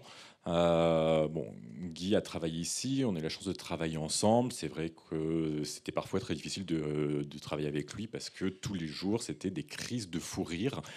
Et inversement, c'était très difficile de faire rire Guy quand même, hein. J'ai essayé de lui raconter des histoires, de le faire rire, mais voilà, c'était très difficile de réussir à le faire rire. Et, voilà, c'était un savant mélange dans ce que racontait Guy, entre des histoires drôles, des histoires vécues, des choses observées. Il avait vraiment une très très grande mémoire des choses pour en faire toutes ces histoires. Et voilà. Il y a eu le Deathway, où il y a eu énormément de monde. Je crois qu'il y avait d'ailleurs 2000 personnes qui sont venues à cet événement. Et Guy a pris la parole sur scène, donc devant 2000 personnes, en demandant aux interprètes de se taire. Et voilà, il a fait rire 2000 personnes d'origine complètement différentes sur scène. Et je pense que là aussi, il a pris conscience de la valeur de l'humour, de ce qu'il pouvait faire passer avec ses mains. Donc c'était en 89, ça. Et puis voilà, c'est vrai qu'il a fait pas mal de choses. Il a créé en 2004, entre autres, une compagnie de théâtre dans laquelle j'étais bénévole, et on a filmé beaucoup de choses que Guy a fait. C'est vrai que c'était vraiment un professionnel de la scène. Il y avait vraiment un talent de narrateur. Alors ça, c'est pas un dessin de Guy, hein. C'est Jean Bruckmann qui avait fait une caricature de Guy pour se moquer de lui. Donc voilà, vraiment le travail de Guy, en fait, il allait partout, dans les amicales, dans les foyers, dans les banquiers, et il enregistrait les choses, tout ce qui se racontait, tout ce qui se disait, la façon dont c'était dit. Voilà, il mémorisait vraiment tout ça, les styles des sourds, différentes générations. Et puis voilà, on pensait qu'il inventait vraiment les choses comme ça, mais c'était vraiment un travail de recherche, c'est vraiment un très gros travail qu'il faisait pour créer ces histoires, et pour qu'elles soient vraiment solides, et qu'il puisse après les répéter partout, sur différentes scènes, auprès de différents publics. Et puis, d'un point de vue plus technique, il utilisait énormément le dessin et le storyboard, vraiment pour préparer tous ces scénarios. C'est pas des choses qu'il improvisait à la dernière minute, c'était vraiment un gros travail de préparation qu'il y avait en amont. Il se filmait, il se corrigeait, il modifiait son histoire avant de la valider et de la présenter à un public. Voilà, donc sa façon de travailler sur des sujets réels, d'en faire des dessins, d'en trouver des traits saillants, comme on peut le voir là. Donc il commençait d'abord par dessiner avant de s'imprégner des sujets de ses histoires. Voilà, Guy était vraiment capable de porter tous les masques et d'incarner tous les rôles. Il était capable d'une extrême richesse de jeu. Et en même temps, Guy avait aussi un regard sur sa langue des signes. Il a, dans des grandes discussions avec Ben Bahan, justement, sur la langue des signes, il a vraiment voilà, eu ce recul que pas forcément beaucoup de gens peuvent avoir sur la langue des signes, sur la narration en langue des signes, comment dire les choses, la narrativité, qu'on pouvait dire et ne pas dire en langue des signes. Il y a, par exemple, une histoire en Allemagne où Guy allait pour raconter une histoire. Et puis, mais juste avant, il y avait des jeunes qui étaient montés sur scène pour jouer du rock, des jeunes sourds appareillés. Voilà, ça hurlait dans la salle, la musique à fond, voilà, pour essayer d'imiter les entendants. Et c'est vrai que Guy, ça l'avait beaucoup énervé. Il avait préparé une histoire et en fait, il a décidé de tout changer au dernier moment. Et quand il est monté sur scène, il a commencé à parler de la guerre. Voilà, donc il y avait où tout était tourné autour des appareils auditifs. Et c'est vrai que voilà, il y avait vraiment un message politique qui était dans ces histoires, et il a vraiment un peu surpris la salle et les a vraiment forcés à réfléchir un peu à ce qui venait de se passer. Donc voilà, il a raconté énormément d'histoires.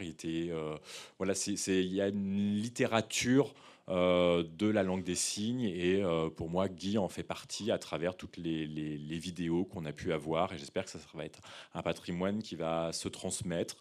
Voilà, je pense que chacun en est responsable, et voilà, un patrimoine qui va être encore exploité.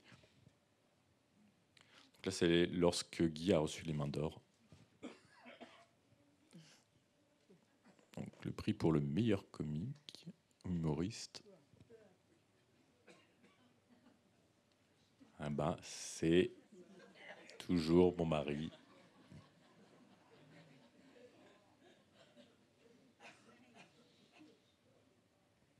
Merci.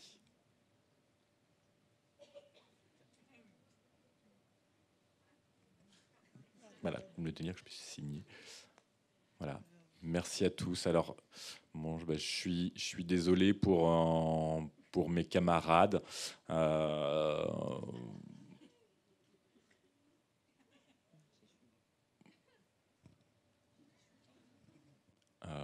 Il y a des gens qui sont capables de beaucoup d'humour, des hommes comme des femmes. Je commence à avoir quelques cheveux blancs, donc il va falloir que quelqu'un prenne le relais.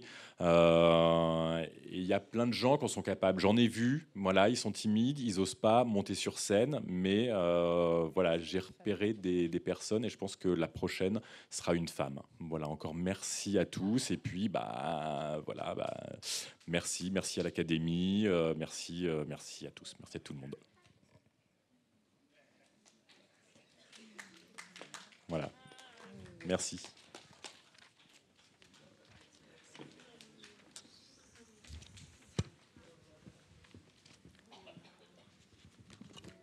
Bien voilà, vous connaissez tous un petit peu la vie publique de Guy, mais c'était aussi un père, un grand-père. Et donc, donc Alexis a souhaité un peu parler de cet aspect du Guy qu'on ne connaissait pas forcément. Bonsoir à tous. Alors merci d'être venus nombreux. J'ai été assez impressionné quand j'ai vu le nombre de personnes qui sont inscrites sur le site. Au début, quand on a commencé à préparer cet hommage, je me suis dit, bon, mettez une petite salle de 100 personnes, ça va être bien. Et puis la plupart de mes collègues sourds m'ont dit, non mais attends Alexis, ça va pas bien. On va mettre une salle au moins de 400 personnes. Et au final, la salle de 400 personnes est pleine. Il y en a une autre là-bas. Et on a eu plus de demandes de 1000 réservations. Donc... moi, je voulais un peu parler de mon père sous un prisme un peu plus personnel, parce que j'ai mis, moi, beaucoup de temps à prendre conscience que, en fait, dans le monde des sourds, particulièrement, c'était quelqu'un d'exceptionnel, mais il était aussi quelqu'un d'exceptionnel au niveau personnel, en tant que père de famille. J'ai quand même mis pas mal de temps à essayer de regrouper un certain nombre de choses que je voulais témoigner, puisque c'est vrai que c'est assez difficile de parler de son père d'une manière objective et un peu détachée. Finalement, ça m'a permis de faire une rétrospective sur lui et de prendre conscience d'un certain nombre de choses dont je n'avais pas pris conscience. Et pendant les 4 mois où on a commencé à préparer cet hommage, le fait de réfléchir à tout ça m'a permis d'ouvrir les yeux sur pas mal de choses. Alors, en tant que père, je tenais à dire que c'était vraiment quelqu'un de drôle. Ça vous surprend pas, j'imagine, mais il était vraiment drôle. Et en plus, on vivait dans un quartier HLM à Noisy-le-Sec, et il était vraiment aimé de tout le monde. il avait une particularité. Donc, d'une part, on avait une particularité, c'était qu'on était la seule famille où il y avait des sourds dans le quartier. C'était un quartier qui était multiethnique, avec beaucoup de gens différents, de différentes cultures, de différents horizons, parfois d'origine nord-africaine et africaine. Et mon père, il avait cette facilité à mettre les gens dans le confort le plus total. Et souvent, quand j'avais des copains qui venaient à la maison et ils me disaient, mais alors, comment je vais dire bonjour à ton père? Comment je vais faire ci? Comment je vais faire ça? Et souvent, je leur disais, mais je te dis pas, débrouille-toi, tu verras, parce que je savais très bien que mon père allait les mettre à l'aise et qu'il allait faire le nécessaire pour pouvoir communiquer sans nécessairement avoir besoin d'avoir quelqu'un en face qui parlait la langue des signes. Alors, ça, c'était le côté avenant de mon père. Il a toujours été comme ça, et à chaque fois qu'on allait dans un lieu public où les gens étaient assez surpris de voir un sourd et ils ne savaient pas trop comment s'y prendre, j'avais tout le temps, moi, j'étais assez décontracté avec le fait que mon père puisse mettre à l'aise les gens et communiquer avec eux. À la maison, c'était un papa qui était très tendre, il était très câlin, mais bon, finalement, j'ai appris que c'était pas qu'à la maison. La plupart de ses amis me disaient, à chaque fois que je vois Guy, il me prend dans ses bras, il me fait des bisous, il me fait des câlins. Donc c'est vrai qu'il était très tactile et il avait toujours besoin, et particulièrement avec ses enfants, de nous embrasser, de nous prendre dans ses bras. Mais ce que je voulais, particulièrement dire, c'est que c'était aussi un artiste dans la vie de tous les jours. Au quotidien, c'était un artiste.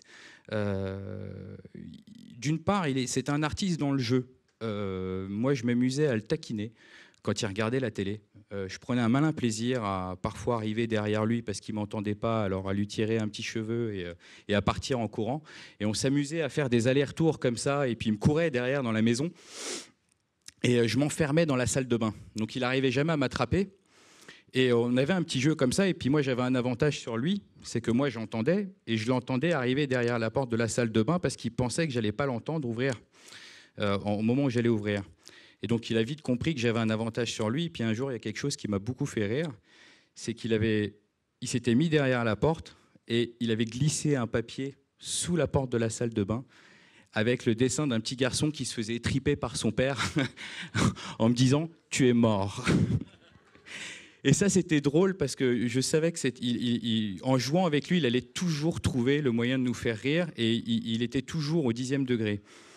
Pareil, un jour, on a fait une blague à ma sœur Ève qui sortait en discothèque, et on lui avait préparé, mon père avait préparé quelque chose d'absolument sensationnel. Il avait pris un traversin, un coussin, il avait mis des lunettes de soleil, un chapeau. Il avait fait en sorte de faire croire à Ève qu'il y avait un homme dans son lit au moment où elle allait rentrer à 4 heures du matin. Et j'ai été le seul à avoir été réveillé avec un cri pas possible. Et elle avait rentré dans la chambre avec la vision d'un homme dans son lit. Elle s'est mise à crier. Et ça, c'était vraiment drôle parce que mon père, il n'était jamais à court d'idées pour faire des blagues. Alors, c'est marrant, j'ai entendu 2-3 fois ce soir des personnes qui ont dit « on ne voit pas Guy rire ». Moi, je l'ai vu rire et assez poumonner. Et ça, c'était drôle parce qu'en fait, il riait. C'est vrai qu'il riait très peu. Un jour, j'étais dans ma chambre et je l'ai entendu vraiment rire très fort. Et c'est parce qu'il regardait un film de Jim Carrey qui était très burlesque. Et mon père, à chaque fois qu'il y avait un film burlesque avec du Chaplin, avec du Laurel et Hardy, c'est là où il riait vraiment. C'est ça qui le faisait rire. Il était vraiment dans la VV au quotidien. La seule chose qui le faisait rire, c'était ça. Et je l'ai vu rire aux éclats, mais je vous avoue que c'était rare, effectivement. Voilà. Je parle aussi rapidement, je vais essayer de faire court parce que je sais qu'on est assez pressé par le temps. Mon grand-père me disait un jour qu'à 3 ans, et comme le disait justement Josette tout à l'heure, à 3 ans, mon père il était capable de dessiner un seau qui pendait d'un puits en perspective. Et il avait naturellement un don. Et mon grand-père, et ça je tenais à le dire, et Josette l'a dit tout à l'heure, mes grands-parents ont fait le nécessaire ils ont toujours fait le nécessaire pour faire en sorte que Guy ne soit jamais bridé, Guy et Josette ne soient jamais bridés. Il les a tout le temps accompagnés, il les a tout le temps poussés à faire tout ce qu'ils voulaient. Et je pense que c'est aussi en partie grâce à eux qu'il est devenu ce qu'il est aujourd'hui. Il les a toujours poussés et il n'a jamais essayé de lui faire comprendre qu'il était handicapé, qu'il n'avait pas le droit de faire un certain nombre de choses. Voilà. Quand je disais que c'était un artiste, c'était aussi dans la vie quotidienne. Si on allait à la plage, si je commençais à faire un petit château de sable, lui, il m'aidait et puis Il commençait à faire un petit peu les murs, et puis il refaisait les tours, et puis à la fin, je le laissais complètement faire, et puis je me retrouvais avec un sphinx ou une sculpture absolument incroyable à la plage, et on avait les gens qui s'amassaient autour de nous parce que mon père, il savait aussi faire des châteaux de sable, il savait faire, c'était un artiste dans tout ce qu'il faisait. Je me rappelle aussi d'une fois où j'avais buté sur un dessin pour un exercice à l'école, un exercice d'art plastique. Et je butais, je ne savais pas trop faire le dessin. Mon père a pris la main, il m'a dit « Oh, bon, je vais t'aider, je vais commencer à faire le début. » Et puis, comme d'hab, il était pris dans son art et puis il m'avait fait tout le dessin. Et quand j'ai ramené ça au professeur, elle a vu bien évidemment la supercherie très rapidement. Et je me souviens encore du mot qu'elle m'a mis dans mon carnet de liaison, qui était qu'elle avait mis « Cher Monsieur Bouchauveau, Alexis n'a pas autant de talent dans l'art de la dissimulation que dans le vôtre dans le dessin. Je vous mets 20 sur 20. Quant à Alexis, il a gagné le droit de refaire son exercice. » Donc voilà. Dernière chose, et encore deux choses. Un jour, j'ai vu... j'étais à la Cité des Sciences, je me baladais pas mal dans les expositions, je faisais les activités. Et j'étais avec d'autres enfants entendants. Et puis un jour, il y en a un qui me dit « Moi, mon père, il me raconte des histoires tous les soirs. » Je dis « Moi, tiens, mon père, il ne fait pas ça, quoi. » Et je suis rentré à la maison. Et je dis « Mais pourquoi tu ne me racontes pas des histoires tous les soirs avant de te coucher ?» Donc là, il était un peu gêné parce qu'il se disait « Bon, quel type d'histoire je vais pouvoir lui raconter ?» Et il n'a pas dit non. Il ne s'est pas dégonflé. Au moment de commencer son histoire, c'était une histoire. Mon père, il était dans un rêve. Ça partait avec une fusée qui partait dans des galaxies, des étoiles. C'était complètement imagé. C'était des choses qui étaient absolument hallucinantes. Et je me suis aperçu que j'avais une chance incroyable, finalement, c'est de pouvoir jouir de quelque chose qui n'avait pas de commune mesure dans les autres familles. C'est que non seulement il avait le talent pour me faire imager des histoires qui étaient absolument visuelles, et ça a duré quelques temps, mais j'aurais dû le filmer si j'avais pu, mais c'était absolument exceptionnel. Et pour terminer, souvent je lui disais, il ramenait tout à la langue des signes. Quand on avait des discussions, il me trouvait tout le temps, il faisait tout le temps un rapport avec les sourds. Si je parlais de Léonard de Vinci, il pouvait me dire qu'il avait un assistant qui était sourd, qu'il avait des sourds dans son entourage. Et je me disais, mais c'est pas possible. À chaque fois, il met les sourds dans les histoires classiques. Et finalement, après, quand Internet est arrivé, j'ai pu vérifier. Et puis c'est vrai qu'à chaque fois, il avait raison. Il connaissait parfaitement l'histoire des sourds les plus connus. Et je lui disais souvent, mais t'es un ayatollah, t'es tout le temps à défendre la langue des signes, tout le temps les sourds, la LSF. Et parce que j'étais adolescent et que j'étais un peu en opposition avec ce qu'il disait. Et puis finalement, avec le temps, je me suis aperçu qu'il avait vraiment raison. Il avait raison d'être comme on dit, un ayatollah. Il avait raison d'être intégriste. Il avait raison de ne pas laisser passer un certain nombre de choses. Il avait raison le jour où il s'est pointé dans le bureau du directeur de mon école et qu'il n'y avait pas d'interprète. Il n'a pas voulu que je traduise, il a fait demi-tour. Et le deuxième rendez-vous, ils ont fait le nécessaire pour faire venir un interprète. Il avait raison de faire tout ça au quotidien. Il avait raison parce que je discutais avec Ève il n'y a pas longtemps et je lui disais, mais pendant qu'on préparait ces réunions, je disais, mais les sourds qu'il y a autour de moi, ils sont vraiment talentueux, ils se respectent dans les temps de parole, ils ne se coupent pas, ils écrivent vachement bien, ils écrivent un français impeccable. C'est vrai que ça changeait de l'époque de nos parents où c'était un peu plus chaotique. Et Ève me disait à juste titre, mais tu sais, Alexis, si aujourd'hui la plupart des sourds sont instruits, s'ils ont accès à un certain nombre de choses, c'est aussi grâce à nos parents. C'est grâce à ces militants, c'est grâce à ces gens-là qui se sont battus. Et je voulais qu'ils continuent, et je voulais que vous pensiez, ce que je veux, c'est que vous continuez à vous battre tous les jours, parce que vous avez une culture, les sourds, il faut que vous la défendiez, il faut que vous soyez intégriste, et les nouvelles technologies, effectivement, ça vous facilite la vie, mais défendez votre culture. Voilà.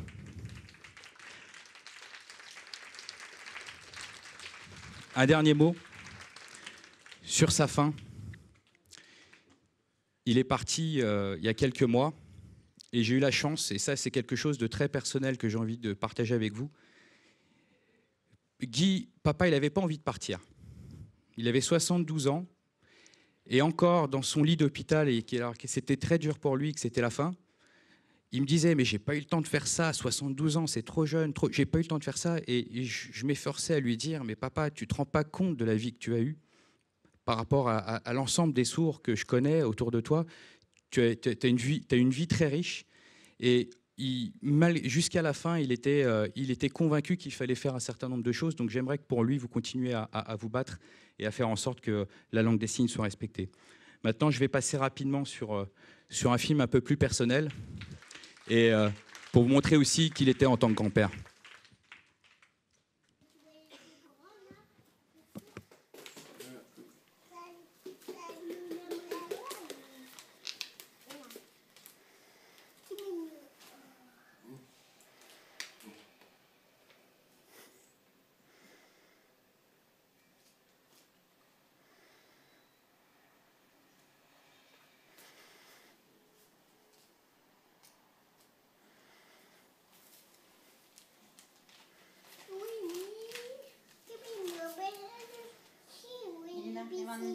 Mélina, mets ta crème. Si, viens prendre avec tes doigts. Viens. Mais, oui, non. Après, tu vas regarder, chérie. Il faut mettre la crème, après, tu vois la peau toute sèche. Le petit nez, le petit menton. Petit don, ouais, t'es grand, toi, t'apprends la langue des signes. Waouh.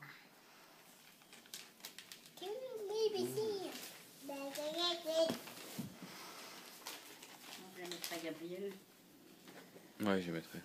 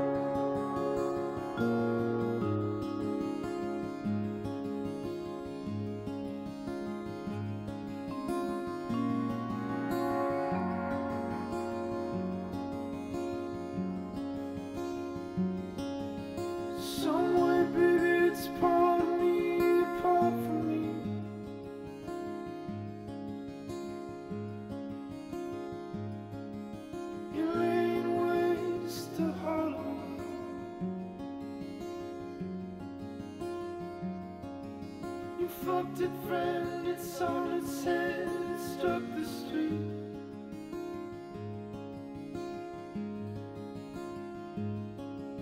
You're in Milwaukee off your feet.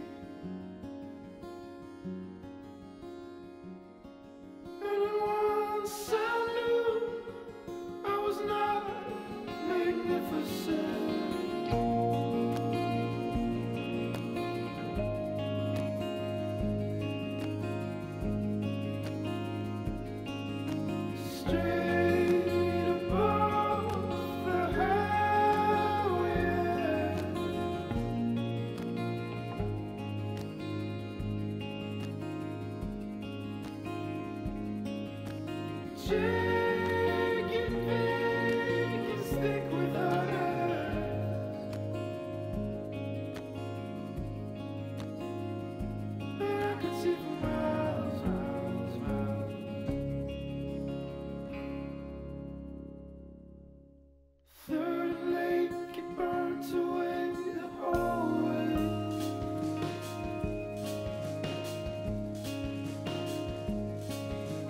Where we learn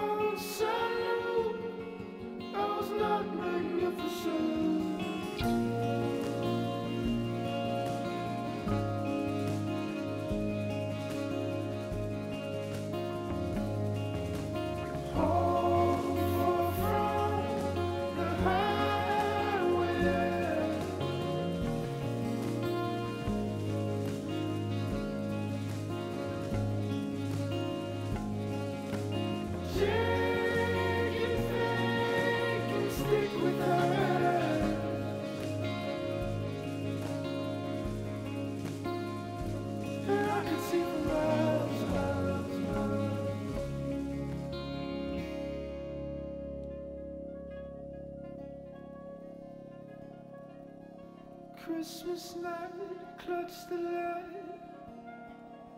the halo bright.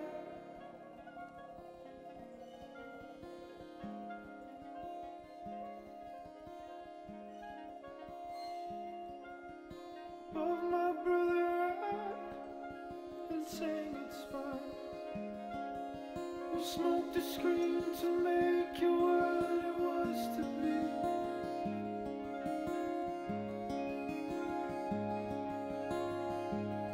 And I don't know it is a memory.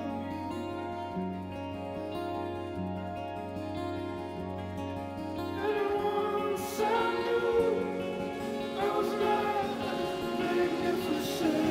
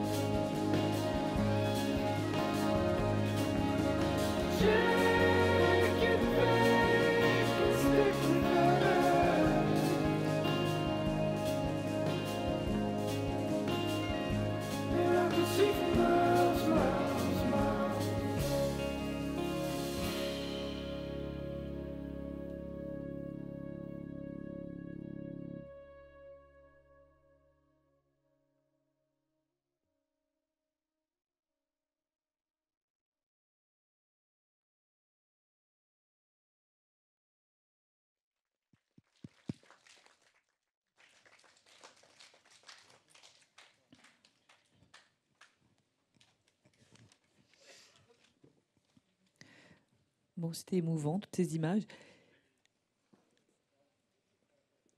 Alors, bien sûr, maintenant, pour faire la synthèse de l'après-midi, on va faire appel à Vincent Coutinho, qui est le président de la fédération.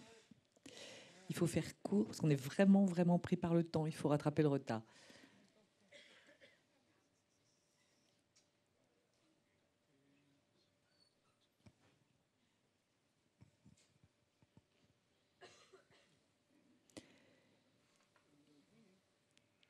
Bon, c'est beaucoup d'émotions. Je pense que tout le monde est très ému et c'est vraiment quelqu'un qu'on gardera en mémoire et qu'on gardera dans nos cœurs. Et c'est vraiment important de lui rendre cet hommage. Alors, ce que je voulais dire, c'est que bon, la fédération, c'est la communauté des sourds. On a eu tout un parcours. Et Guy Bouchauveau a fait partie de ce parcours et ça a vraiment été un personnage important, un grand homme. Et bon, il était sourd, artiste, il a enseigné la langue des signes, il était militant, il était engagé. Et il a fait partie de la fédération jusqu'en 1991. Et à partir de son passage, enfin après son passage, des choses ont vraiment évolué. Alors, la fédération, à une époque, avait une conscience assez limitée de la langue des signes et il a vraiment, vraiment opéré une révolution dans ce sens-là. Pour moi, ça a vraiment été un modèle et c'est vraiment un modèle pour vous. C'est un modèle qui nous permet justement d'imaginer qu'on peut construire les choses ensemble et qu'on peut imaginer un avenir pour la langue des signes.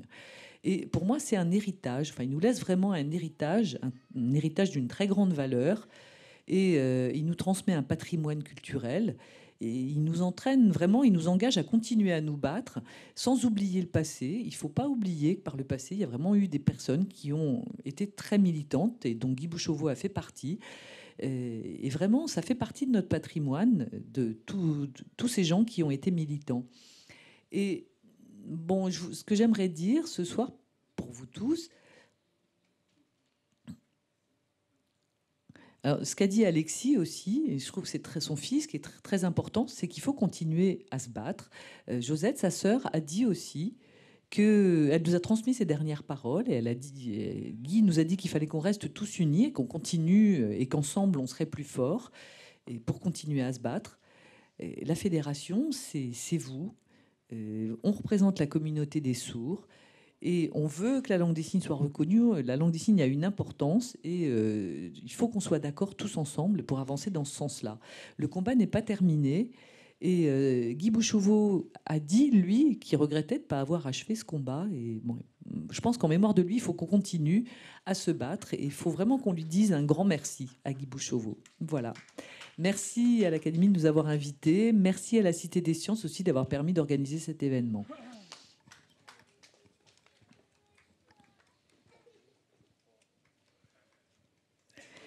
Voilà, c'était la dernière intervention. Je pense que moi, j'aimerais inviter toute l'équipe là, qui a participé à l'organisation de cet événement. J'aimerais que toute l'équipe vienne nous rejoindre.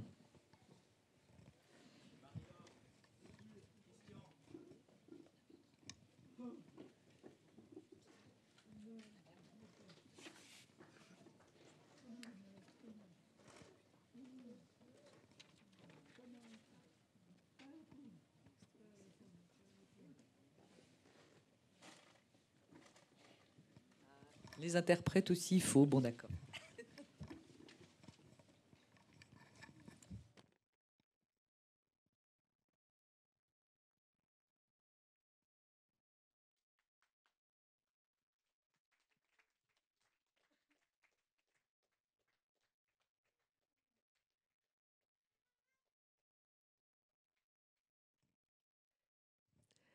Alors, c'est important. Il faut aussi remercier Lydie, hein, qui a laissé quand même beaucoup Guy à ses activités de militant. Donc, on peut remercier sa femme, Lydie Bouchauveau, qui est là. Bravo.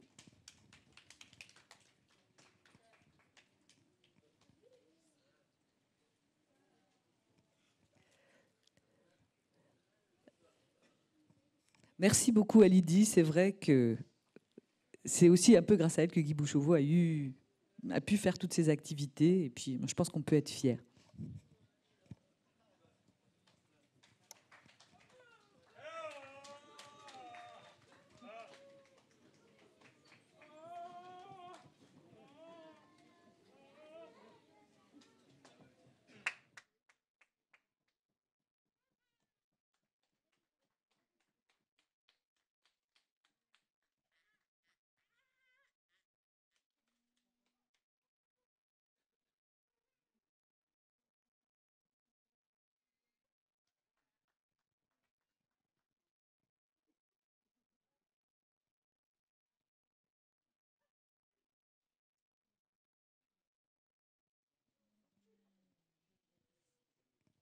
Alors, s'il vous plaît, la cité va fermer ses portes. Donc, on a déjà pris un petit peu de retard. Je vous invite tous à sortir rapidement de la salle. Et merci à vous d'être venus. Merci aux techniciens aussi. Merci à tout le monde. Voilà.